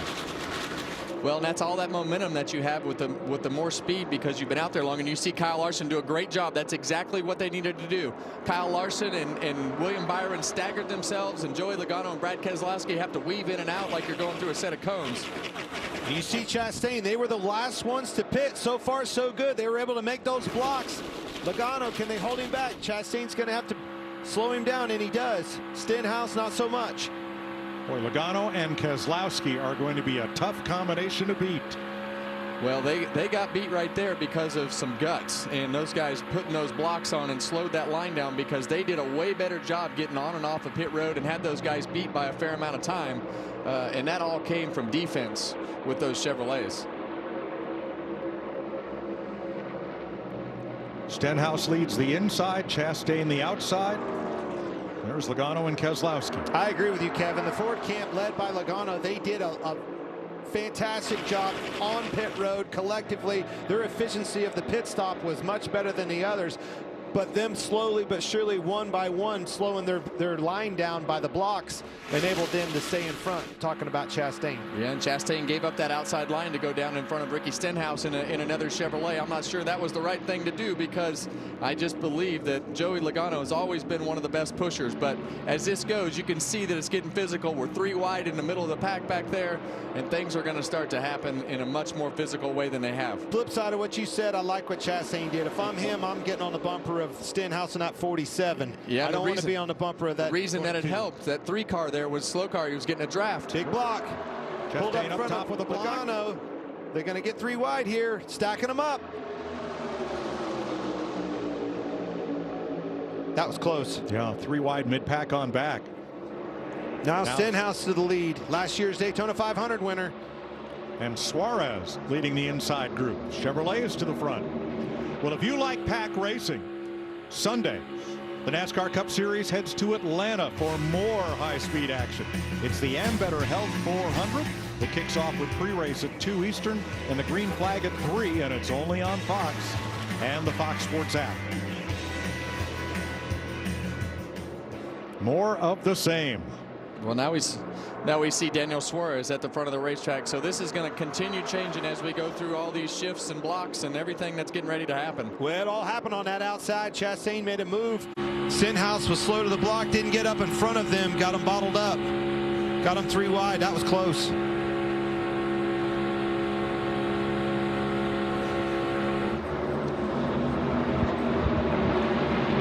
Talk about the importance of finding your teammate and getting online and lined up with your manufacturer and your teammate. It's getting ready to get ugly here, boys. Last year, the top 7 positions in the Daytona 500, 7 different teams in the top 7 spots. Chase Elliott to the front. Bold move on the outside of his teammate Byron. It was so tight off of 2 there, Kevin.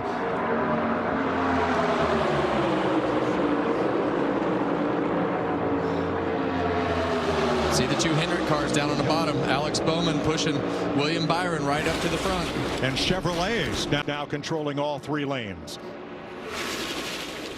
Yeah, and right now the control is kind of out the window because they are just pushing and shoving to try to get all the way to the front, and the pushes just keep getting bigger and bigger. You see the flames coming out of Eric Jones' car there in the 43. And we're told that Bubba Wallace, 2-time Daytona 500 runner-up, is going to have to stop. They didn't get enough fuel to make it to the finish. 3 wide. This energy back there forward. I look back 4 rows back. You see Reddick back there in that black and yellow car. Right in there. Calamity, buddy. It is coming. You can feel the intensity really ratcheting it up right here. I'm with you, Clint. The Toyota's kind of scattered between the lanes, not really together. But look on the high side, 22, 6, 12. Those 3 Fords together, all proven winners. Logano, Keselowski, Blaney. If they can get to the front, they could be tough to deal with.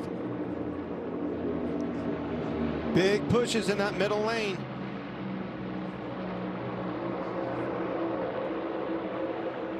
Well, we see the top lane surge with a good push, and that middle lane they had big pushes, but they just got all squirrely there and checked the momentum up. But Ross Chastain is putting his car right where he needs to be to keep those guys behind there. And what Joey Logano's going to do is try to shove him out there too far so he can give himself some space to try to sneak underneath him. That's exactly right. And take Keselowski, but Keselowski moved him out of the way. Here comes Brad to the outside.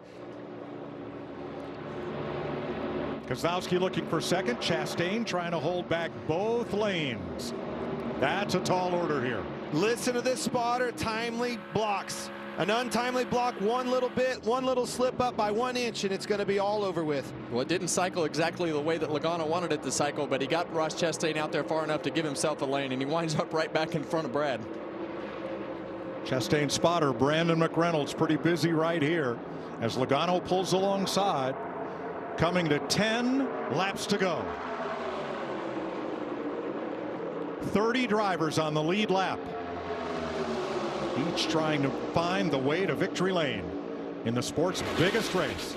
Give is over. Take from now on.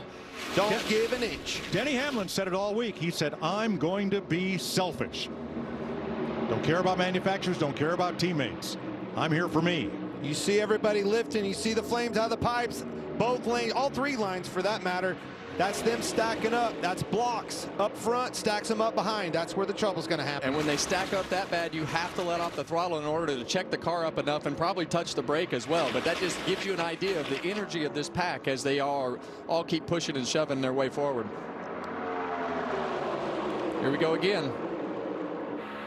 Chastain, lone wolf up here leading this pack with those 2 Fords behind him. Block, block, block. He knows they're wanting around him. They're going to make a move. Speaking of moves, Keselowski to the inside again. Back up in front of Logano. And Chastain saw it coming and went up with him. Now Logano to the outside. They can't get around. Whoa! Keselowski gets turned by William Byron. Blaney gets caught up. Gilliland, Truex, Hamlin, and more. All those Fords were struggling to get around Chastain. Who could get around and get that clean air track position first? That's what happened. You knew it was coming. You knew it was coming. I mean, it's a parking lot down there. Cars parked everywhere. Blaney out. Big damage on him. Toe link broke on the back. That one's done. Keselowski all wadded up. Gilliland, the black and red car, right with him. Anthony Alfredo there. Reddick, massive damage on him. Thursday night winner Tyler Reddick. Martin Truex. Eric Jones comes to pit road. So does Kyle Larson. Denny Hamlin made it back to the pits. So did Chris Buescher. Well, a lot of damage. It just always gets to this point as you get to the end of the race. The pushes get harder. Everybody's just throwing caution to the wind to say, the heck with it. I'm going to the front. Martin Truex tore it. He's tore it bad right there. Well, Chastain, I mean, I'd say he was a lone wolf up there. He was throwing blocks left and right, and they were making moves. It was Alex Bowman with a push into William Byron that did not go well. But it was the movement in front of them started stacking those guys up. Yeah, when they get to blocking and moving out of line, those bump drafts just become misaligned, and all that energy going forward, they can't stop it, and they wind up running into the back of each other, misaligned, and they wreck, just like they did right there. Chase Briscoe, the Mahindra Tractors cam, as he said stopped. Eric Jones, Ryan Blaney. That's where it ended. Here's some audio from William Byron. Yeah, I think we just got crossed up there, like the 6 and the 1 were changing lanes a bunch, and I was getting pushed. Yeah, and that's exactly what we just mentioned. So let's take a look at it. Yeah, and you're going to see William Byron right here. Oh, we got actually all 3 of those. Yeah, that's a pretty good. all 3 of those. I'm glad you hit that. And you see Alex Bowman up the racetrack, and then they start zigging and zagging here. And well, obviously William Byron and Bowman, that's where it ended up. But the movement from the 6 and the 22, jockeying for position, trying to outduel one another to that position of passing Chastain, that's what stacked all those guys up and got them in trouble. Those guys were going for it. Chastain was holding them up. You saw the 6 go to the bottom. You saw the 22 go to the outside. The race was on, and unfortunately those guys behind him. This gives you a much better view right there. You see the 24 car just being pushed, and sometimes you're not aligned, and you know you're not lifting, and that car gets to moving around, and you hope it works out, and it just didn't work out right here. We saw this same scenario playing out at the duels the other night when Blaney got in a wreck. You really can't pin it on anybody. It's hard racing, everybody going for it, but when those cars move in front of them, it slows the energy down. Let's ride with Alex Bowman. He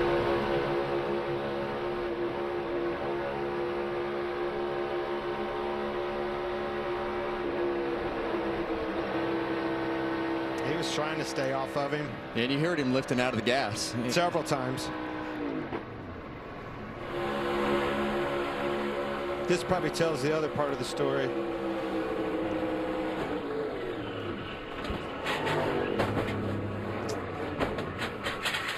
You're not going to run 3 wide that long.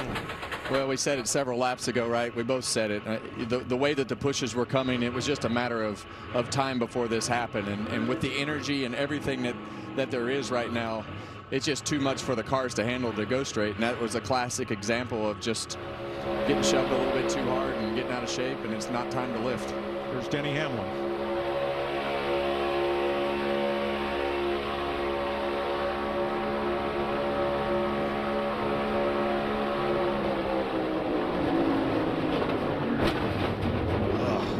Terrible feeling. Nothing you could do. Long for the ride. Landed right in his lap. And we'll look out the back of Ross Chastain's number 1.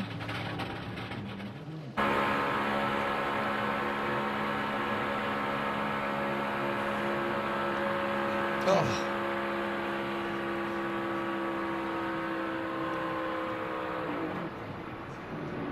And this is Ross Chastain's crew, led by Phil Surgeon. Yep, they were out in front of it. I mean, that was inches that they missed the back bumper of that car. Yeah, when Keselowski turns. Oh my gosh! If that left rear quarter panel wasn't curved in a little bit, I mean, it went right with the curvature of the left rear quarter panel. Ross Chastain and Brandon McReynolds did a phenomenal job of keeping those guys behind him. Had he slipped up one time and missed a block, he'd have been right in the middle of that. All right, let's do this next replay in real time.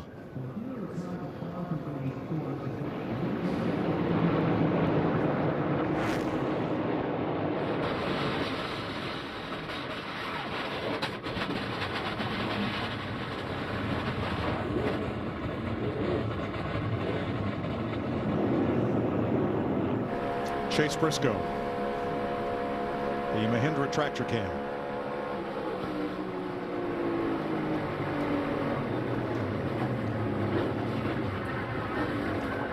Wow, that was Days of Thunder right there. I mean, it's just a typical super speedway wreck that happened at the front of the pack at the end of the straightaway, and there's just nowhere to go and nothing to do. You just hope you're not damaged as bad as everybody else.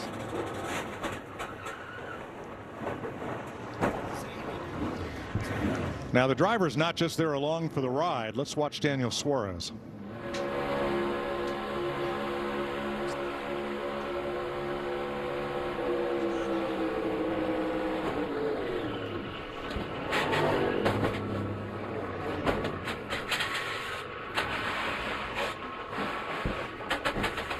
You saw that steering wheel spin hard. That's why he's got his hands off it to avoid injury. Yeah, and I saw him squint his eyes after that first hit. Those were big hits. All right, Denny Hamlin next.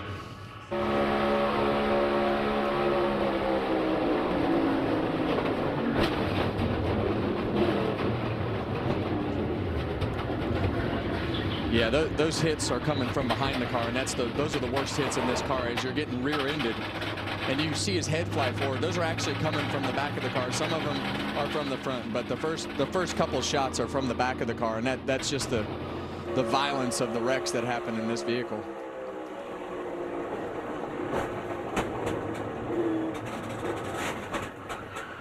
Wow.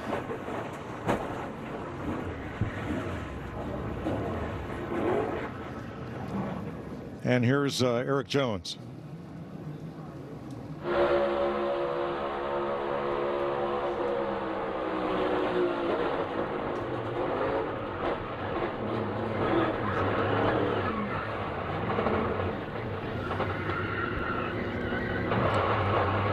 Never stopped driving. No, he'd drive it all the way, but I like the way he had it hands on the wheel where he couldn't get a thumb or a finger caught in the spokes if that thing turned around on him. Foot on the throttle too. He was wheeling it.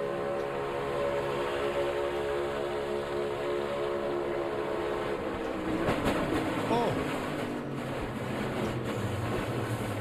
That one got his wrist. Yeah, that one got his wrist. Grabbed his hand. Yeah, a tough week for Ryan Blaney. Thursday night and Monday night. Joey Logano.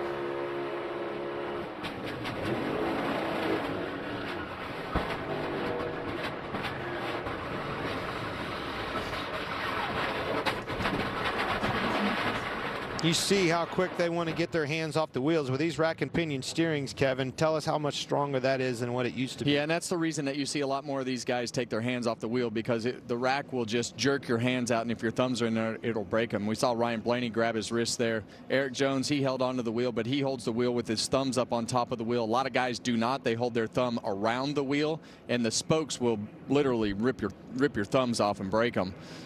Yeah, I think it was his wrist. It could have been his thumb. I mean, to your point, usually is. That's why it hooks your wrist.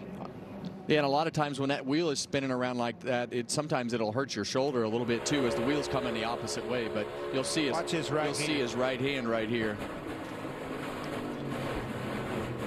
Oh.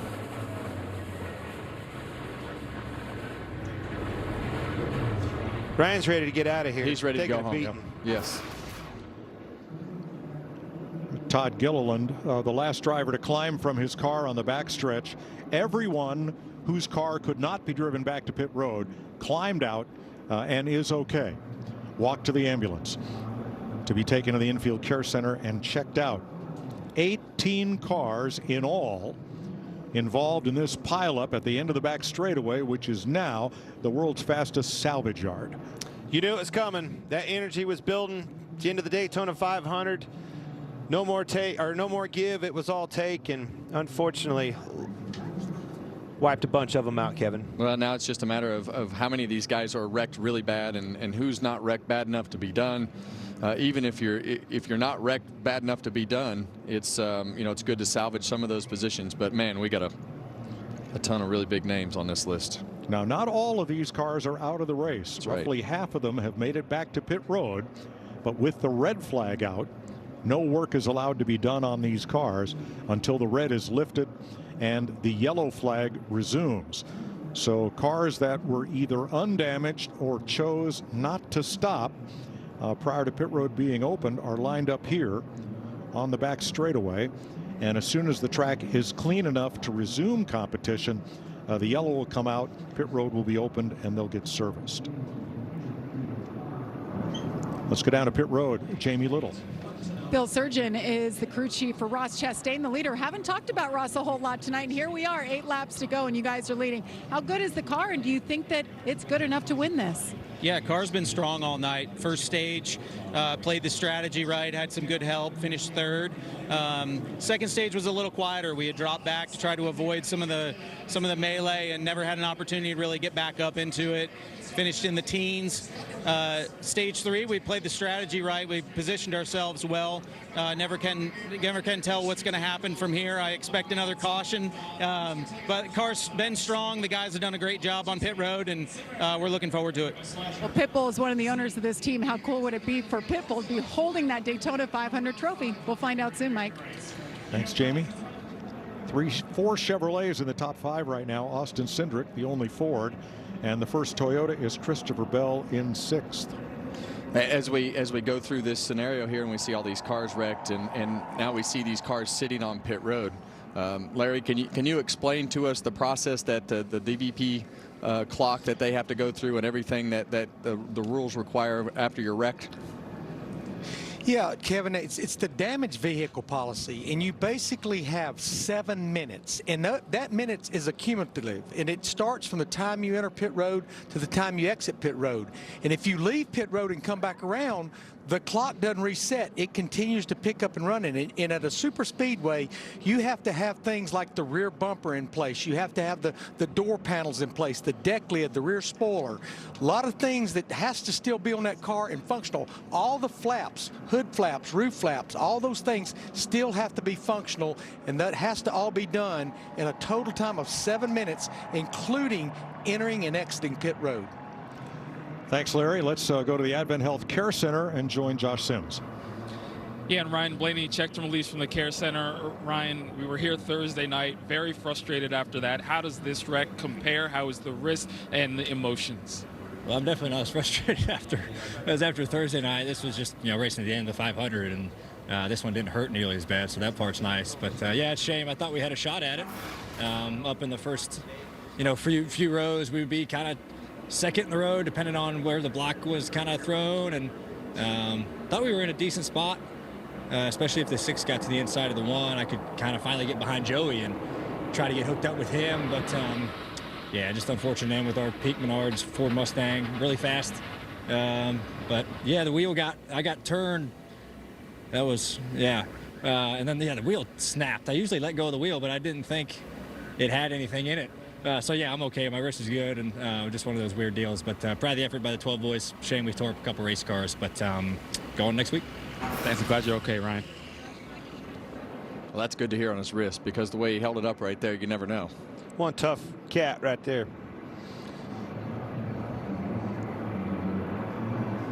So there sit the cars that were not involved or were not damaged enough to go to pit road. We still got plenty of horses in this race. Chastain, Bowman, teammates, Byron behind him, Cindric, Chase Elliott, he is back. I like Busch back there. He ain't out yet. Josh. Down here with Brad Keselowski, checked and released from the Care Center. Brad, we know so close once again to having a shot to win the Great American Race. What did you see there from the in-car, and what happened in your perspective? Yeah, in-car, all I know is got hit from the back. So just one of those deals at this track, everybody pushes. That's how you race here. And we got caught up in it. Just glad to be competitive, glad to be running up front, glad to have a chance. We were making the pass for the lead to win the Daytona 500. That's about all you can ask for with 8 laps to go. And it just it didn't work out. Thanks, Brad.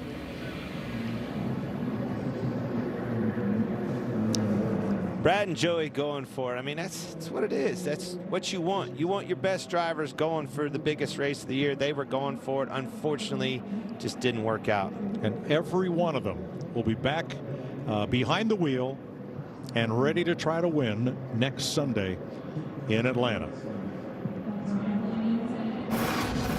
Regan?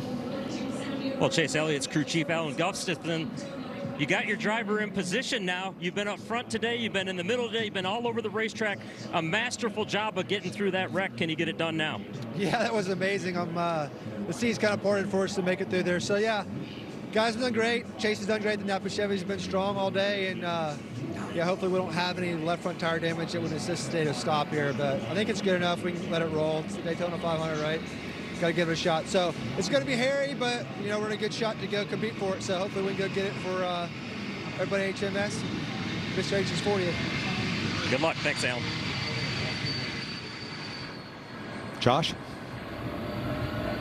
Joe Logano released from the Care Center. Joey, from your perspective, what happened there and what are the emotions you're feeling right now? I'm pissed off, if that's my emotions. I don't know. I was riding up against the top there, and I just know Brad got turned up into me. I don't know exactly what happened. So the one was throwing hellacious blocks most of the time. I know that, but I don't know. I didn't see what started it there. So just a bummer. The Shell Pencil Mustang. It was so fast. I think it could lead a line like you wouldn't believe. Had so much speed in it. It's just it's speedway racing. It's a lot of fun until it sucks, and I'm on this end of it today. Thanks, Joey. Joey Logano started from the pole, led 45 laps tonight, more than any other driver, and arguably had the best car here tonight. Well, he definitely led a bunch of laps and did everything he needed to do. You just sometimes, it's like I talked earlier, it's 50-50. Whether you make it, whether that just misses your back bumper like Ross Chastain, or it clips the back of it and wrecks you like it did Joey Logano. Just go through those cycles and waves of being on both sides of it. Might be my favorite quote ever. A lot of fun till it sucks. Yeah. The big one happens at Daytona. We are under the red flag with 8 laps to go.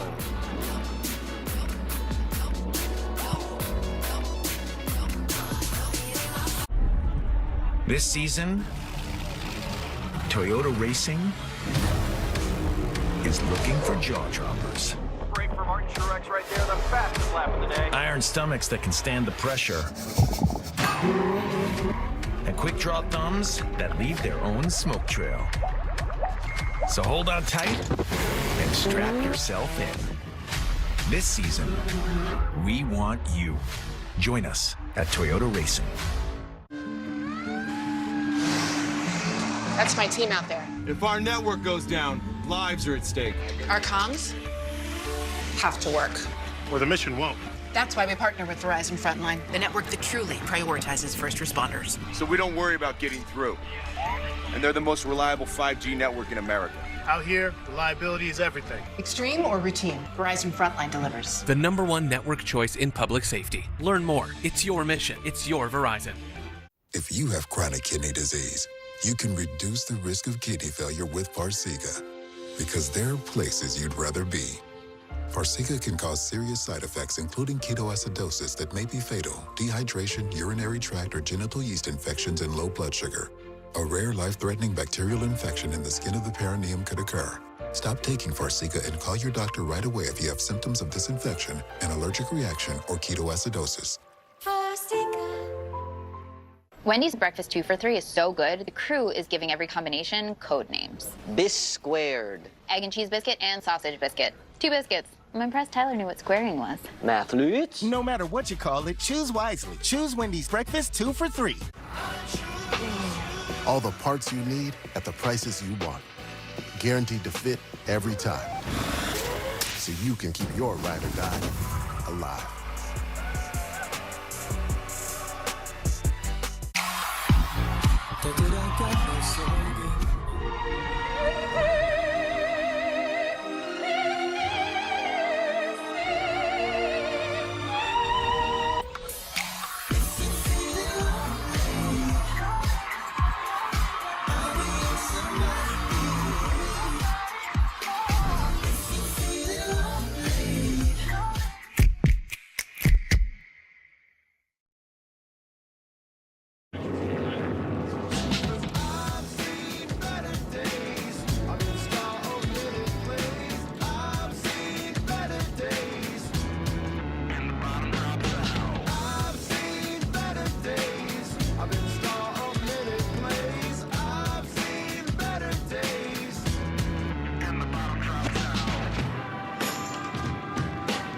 Well, the bottom dropped out for 18 cars in this pileup in turn number 3, and the red flag has been lifted. 7 laps to go.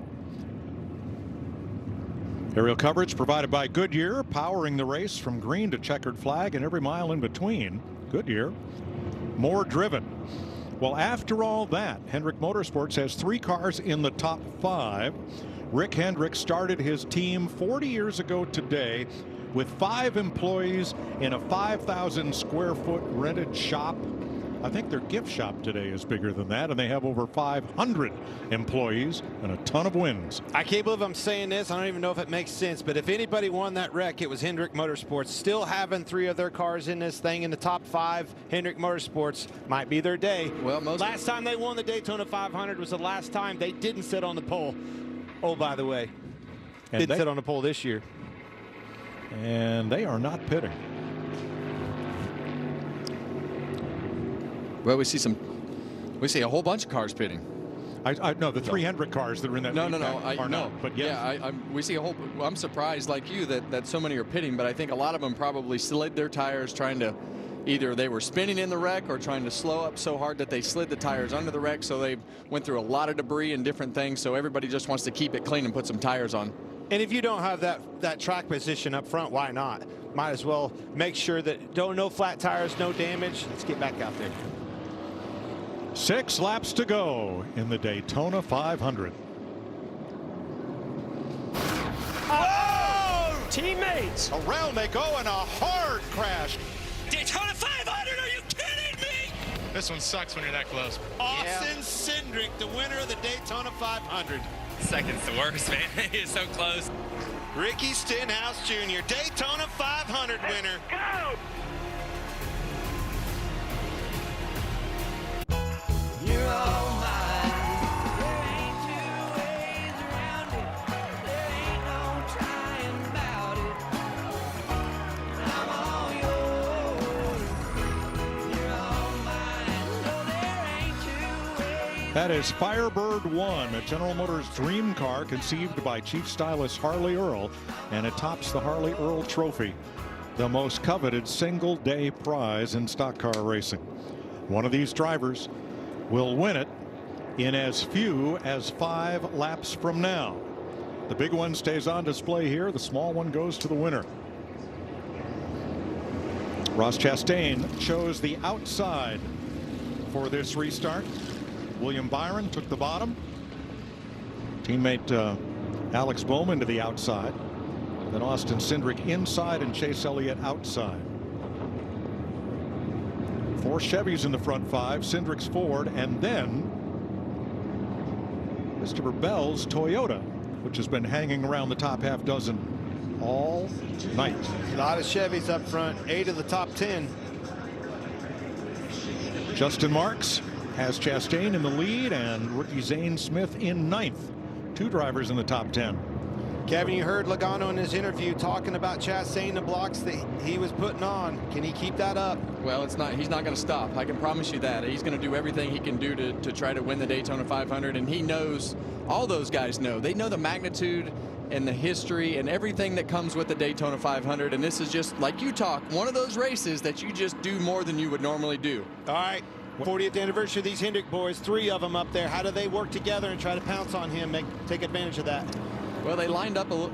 It's interesting the way that they lined up, because you got William Byron on the bottom with Austin Cindric behind him, and then you have Ross Chastain and the 48 of Alex Bowman and the 9 of Elliott behind him. So it's just all going to come down to the pushes.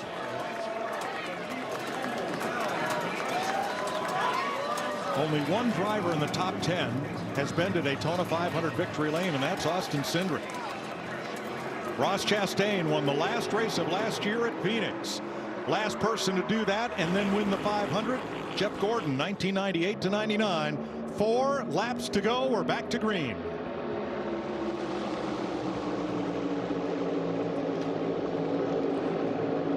See that top row, really everybody's formed up good, and I think as we just saw that huge wreck, I don't think that's going to keep any of those guys from pushing any harder than they were before. They're going to all keep pushing and shoving and trying to win this race. Yeah, that's out the window. Not an option anymore. Strength in numbers, Chevrolet dominates the top 10 right now. Keep an eye on that rearview mirror. The energy is going to come from these pushes from behind. The accordion's going to be in effect. They're going to come fast. 7 of the top 10 are Camaros, with Cindric's Ford, Bell and Nemechek in Toyotas.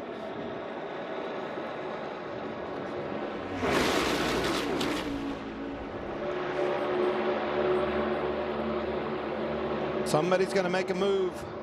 Where's this move going to come from? See that energy. The shot from Chase Elliott into his teammate Bowman. That's going to provide an opportunity for them to make a move. Cindric gave Byron a shot, pushed him to the lead. Can he get him far enough in front for Cindric to make the lane change and have a shot to win it? Comes this outside lane again, Kevin. Well, that's going to change the momentum of that middle lane, and that bottom lane still formed up. You see Chase Elliott pull in front of the outside lane, and there goes Ross Chastain because it all broke up. Bit of contact there midfield as William Byron, who succeeded Jeff Gordon in the Hendrick number 24, is out front. Huge pushes on that outside. They kept getting in one another, had to back off. Accordion effect, stacked them up. Everybody had to lift. Broke that line up big time. Cindric tried the top, no, got back in line. Now Chastain has a push. A lot of energy on this outside. Chastain, here he comes, Kevin. Well, we saw the same thing that happened to the top lane with the bottom lane. They got broke up, and now we've got William Byron leading the bottom lane with Austin Cindric behind him. Ross Chastain leading the outside lane. 1 lap to go, sponsored by Credit One Bank, and away they go. That is Cindric into Chastain and up into traffic. Did they complete that lap? Did the leader get the white flag? This Caution could be waving. It's going to be close. It's going to be close. I don't know if he got it out in time.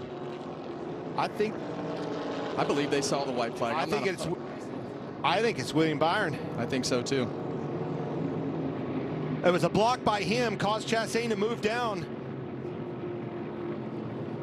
Ross Chastain gets away and will come around to see the final flag of the night. We are under caution with the accident happening just past the start-finish line.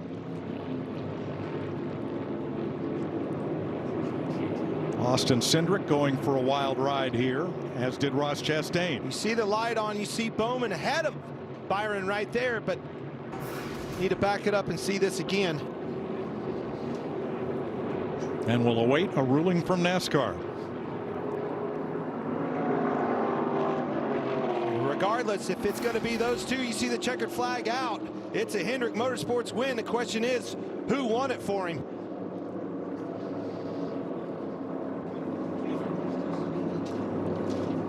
And the Daytona 500 race winner will be the 24. We'll need the 24 to the start-finish line. Goes to victory lane. William Byron from Charlotte, North Carolina. Rudy Fugle, his crew chief. You won? Yes, we won. Unbelievable. 40 years to the day, Hendrick Motorsports goes 1-2 at the Daytona 500. Oh, yeah, boys. Oh. Byron's last win came at Texas in September. It's his 11th career win. Started out playing video games, racing on his computer. Says, Dad, I want to try this. Oh. They came to Charlotte and hopped in legend cars. He started winning all the way to NASCAR, won in Truck Series Xfinity Champ. Now, Daytona. Well, and you look at last year and everything that William Byron and this team were able to accomplish, and now to win the Daytona 500. These guys are for real. I love the progression that William Byron has made as a driver with his team, and here they are again. Huge year for William Byron last year. He just keeps the momentum up, keeps getting better. How about the 24 in victory lane at Daytona again? What a ride. What a finish. That was wild. It was so close to the start-finish line, I couldn't tell if they got to it or not. We know it's official. Obviously, it was. 1-2 finish for Hendrick Motorsports. You can't script it any better than that, folks. Unofficially, 22 cars finish on the lead lap. Some of them pretty well bent up. Not this one.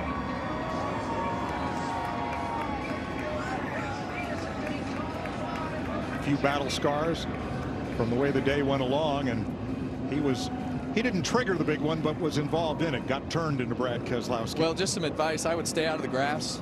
We want to see some burnouts. Please don't get stuck. He's going to go right out there across the Daytona. I don't blame him. That's where I'd want to park it. Byron had never finished better than 21st in the 500, scoring Rick Hendrick's 302nd NASCAR Cup Series win, and the 9th for Hendrick Motorsports, tying them with Petty Enterprises for the most 500 wins. Richard Petty won 7. Lee Petty, Pete Hamilton went to victory lane for that North Carolina-based team.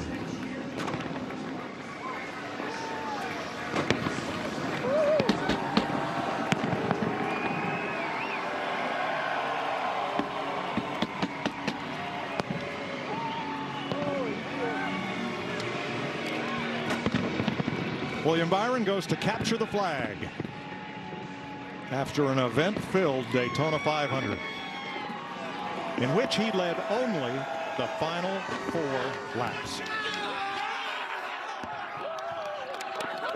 They came with a different plan, and boy, did it pay off for them. Hendrick Motorsports. On the finish of the race, instead of going back to look at scoring loops, the race ends at the moment of caution. NASCAR goes back, reviews video evidence to determine the position of the cars and name a winner, who must still then complete the final lap and come to the checkered flag. Tonight, that was William Byron.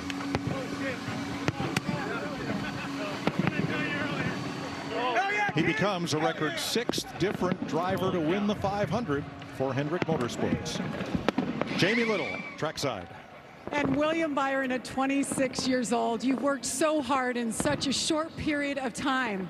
How does Daytona 500 champion sound to you right now? It sounds really damn good. It's just thanks to an awesome crowd coming out. I have so many emotions. Obviously, hate what happened on the backstretch. I just got pushed and got sideways, but just so proud of this team, whole Exalta team, 40th anniversary to the day on Monday. So just extremely blessed and thankful for all the opportunities, and yeah, we just want to keep it going. We have a lot to prove this year, and this is a good start, obviously. And Daytona 500, it's freaking awesome. Let's go. William, you have not had a good track record here. Never even finished in the top 10. What was the difference here tonight in getting yourself positioned to be there at the end? I don't know, just really good strategy. We obviously laid back and tried to save fuel for most of the race, and we would get up there at the end of the stages and make some moves, and I see Boss Man coming up here, but yeah, just thankful for great power under the hood, all of our partners, Chevrolet, everybody that allows us to do this. And I'm just a kid from racing on computers and winning the Daytona 500. I can't believe it. I wish my dad was here. He's sick, but this is for him, man. We've been through so much, and we sat up in the grandstands together and watched the race. This is so freaking cool. Go see your boss right there, Mr. Hendrick, waiting for him.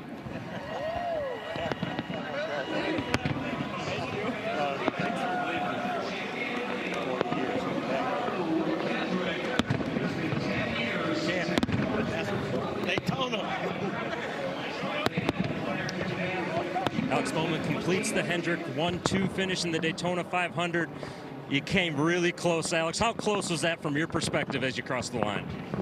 Yeah, I was pretty sure William had us, but you're going to let him debate it, right? I think a couple hundred more feet, and obviously we had the run, but just so proud of everybody at Hendrick Motorsports. It's 40 years to the day since they ran their first race, so to get a Hendrick Motorsports 1-2, have the 24 car in victory lane. Obviously, I wish it was our Ally 48, but it was a great day for us. So proud of everybody. We did everything we could right. I feel like I made a couple mistakes early and kind of learned throughout the day. And when it came down to the end, I feel like I made the right moves. Having to go up and block the top lane at the end with like 3 to go there, that just slowed us down and kind of killed the momentum of the middle. But still second place in the Daytona 500, HMS 1-2. Great for Chevrolet and everybody involved. So wish it was one spot better, but still proud of the whole team. Thanks, Alex.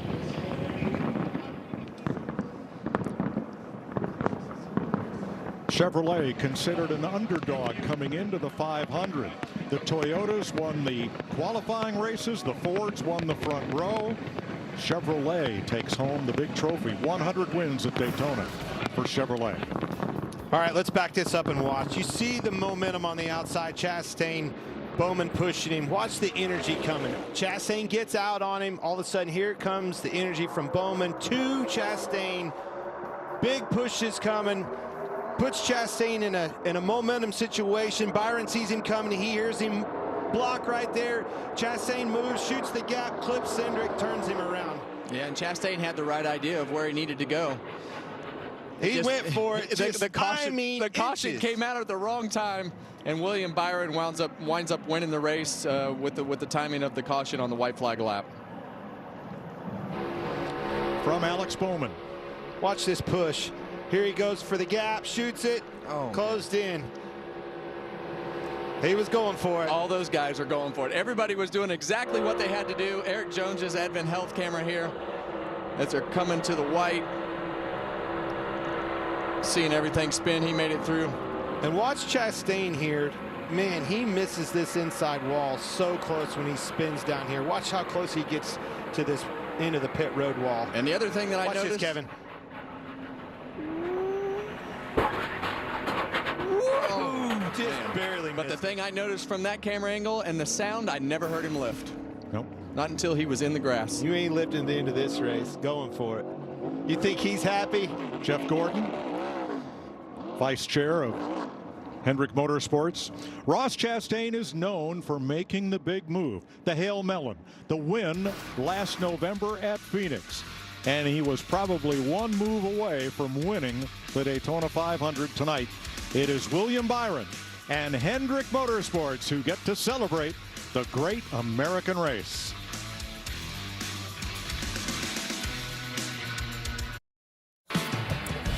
From iRacing champion to champion in the biggest race the sport has to offer, William Byron getting it done. It's the 24 in 2024, winning the Daytona 500 after a crazy finish. Take a look at that. That says it all. Rick Hendrick, Jeff Gordon giving each other a huge hug. It's the 11th career win for William Byron. It is his second Daytona win, of course, the first in the Daytona 500. And as you see right there, just 4 laps led. Hi, everyone. Shannon Spake, Larry McReynolds, 2-time Daytona 500 champion crew chief, and, of course, the 2010 champion over there. That would be Jamie McMurray. Listen, I feel like it was just yesterday that we were going, who is this kid that Rick Hendrick is replacing Jeff Gordon with in that 24 car? But that is no longer the case because this kid is now a Daytona 500 champ. Well, and he's showing he can win at any type of racetrack. It doesn't matter if it's a short track, a road course, an intermediate track, and you talked about it, his 11th career win.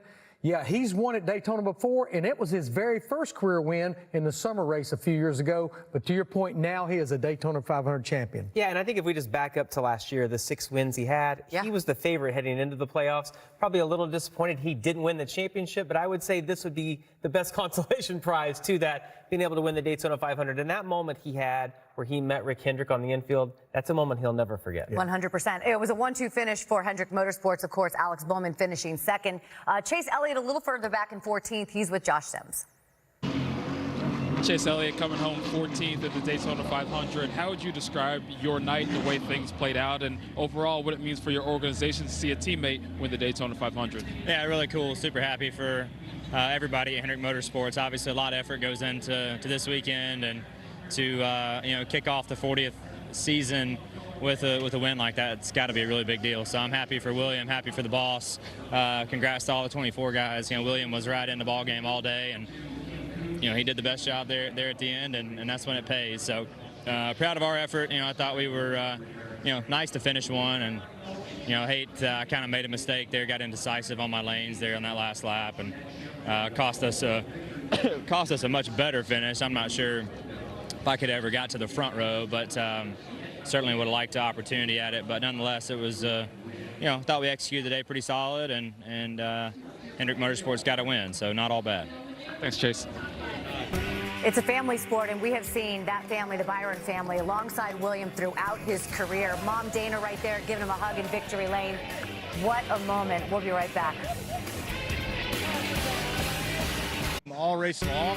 We might have had to wait an extra day to get it done because of the rain in the Daytona area, but he's not unhappy about that. Celebrating in victory lane right now, winning for Rick Hendrick. It's now his 9th Daytona 500 victory. Jamie Little is with the boss.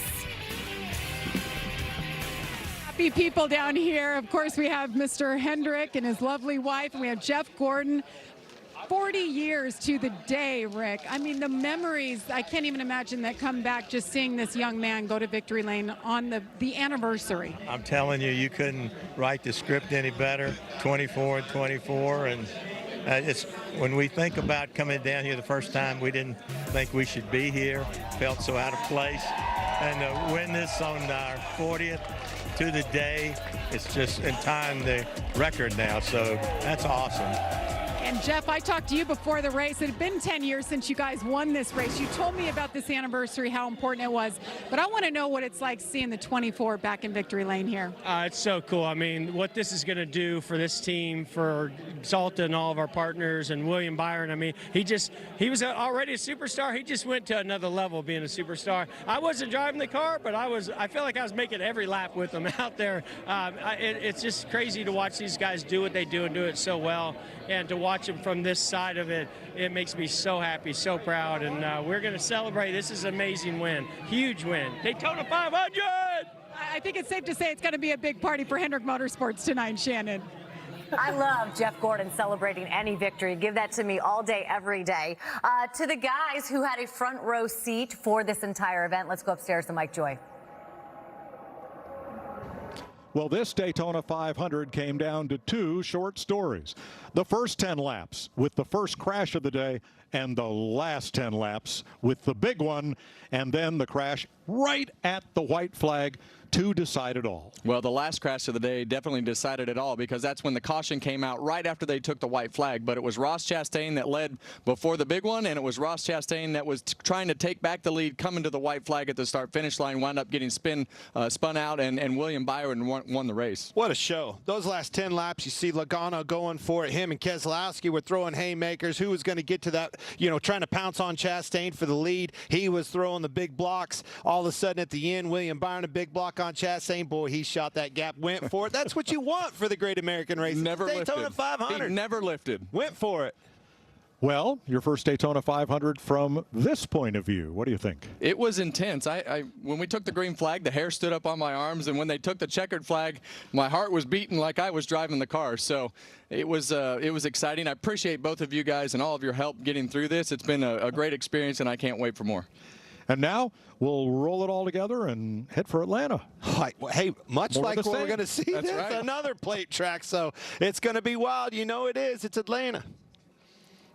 Intense, wild, especially the end of stage 3 towards the end of that race. We were on the edge of our seats. I thought the exact same thing Harvick did. When they threw the green flag at the end, my heart, I thought, was going to come out of my chest, because you're so excited, you know that someone's life's getting ready to change, and it's William Byron's today. And I'm going to agree with Clint. If you liked what you saw today, Larry, we're heading to Atlanta. It's a very similar track. Yeah, it's a 1.5 mile track. It's a mile shorter than Daytona, but it has all that banking. This is the third year that we've run the new configuration, and they do drafting there. And by the way, the last time we were there in July, guess who won? William Byron in that 24 car. Larry Mack with the stats. He always comes prepared. I mean, we had to wait a while to get the Daytona 500 in, but it was well worth the wait. Congratulations, William Byron. Congratulations to Hendrick Motorsports and everybody as they celebrate this big event. America's Most Wanted is coming up next. And don't forget, the Xfinity Series race will be on 9 p.m. over on FS1. Plus, Race Hub.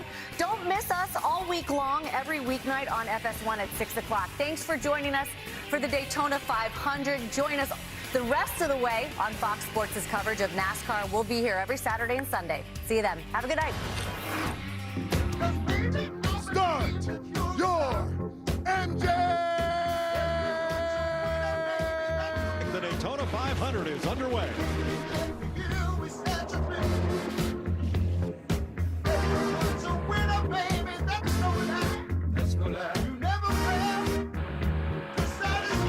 Can't get around. You knew it was coming.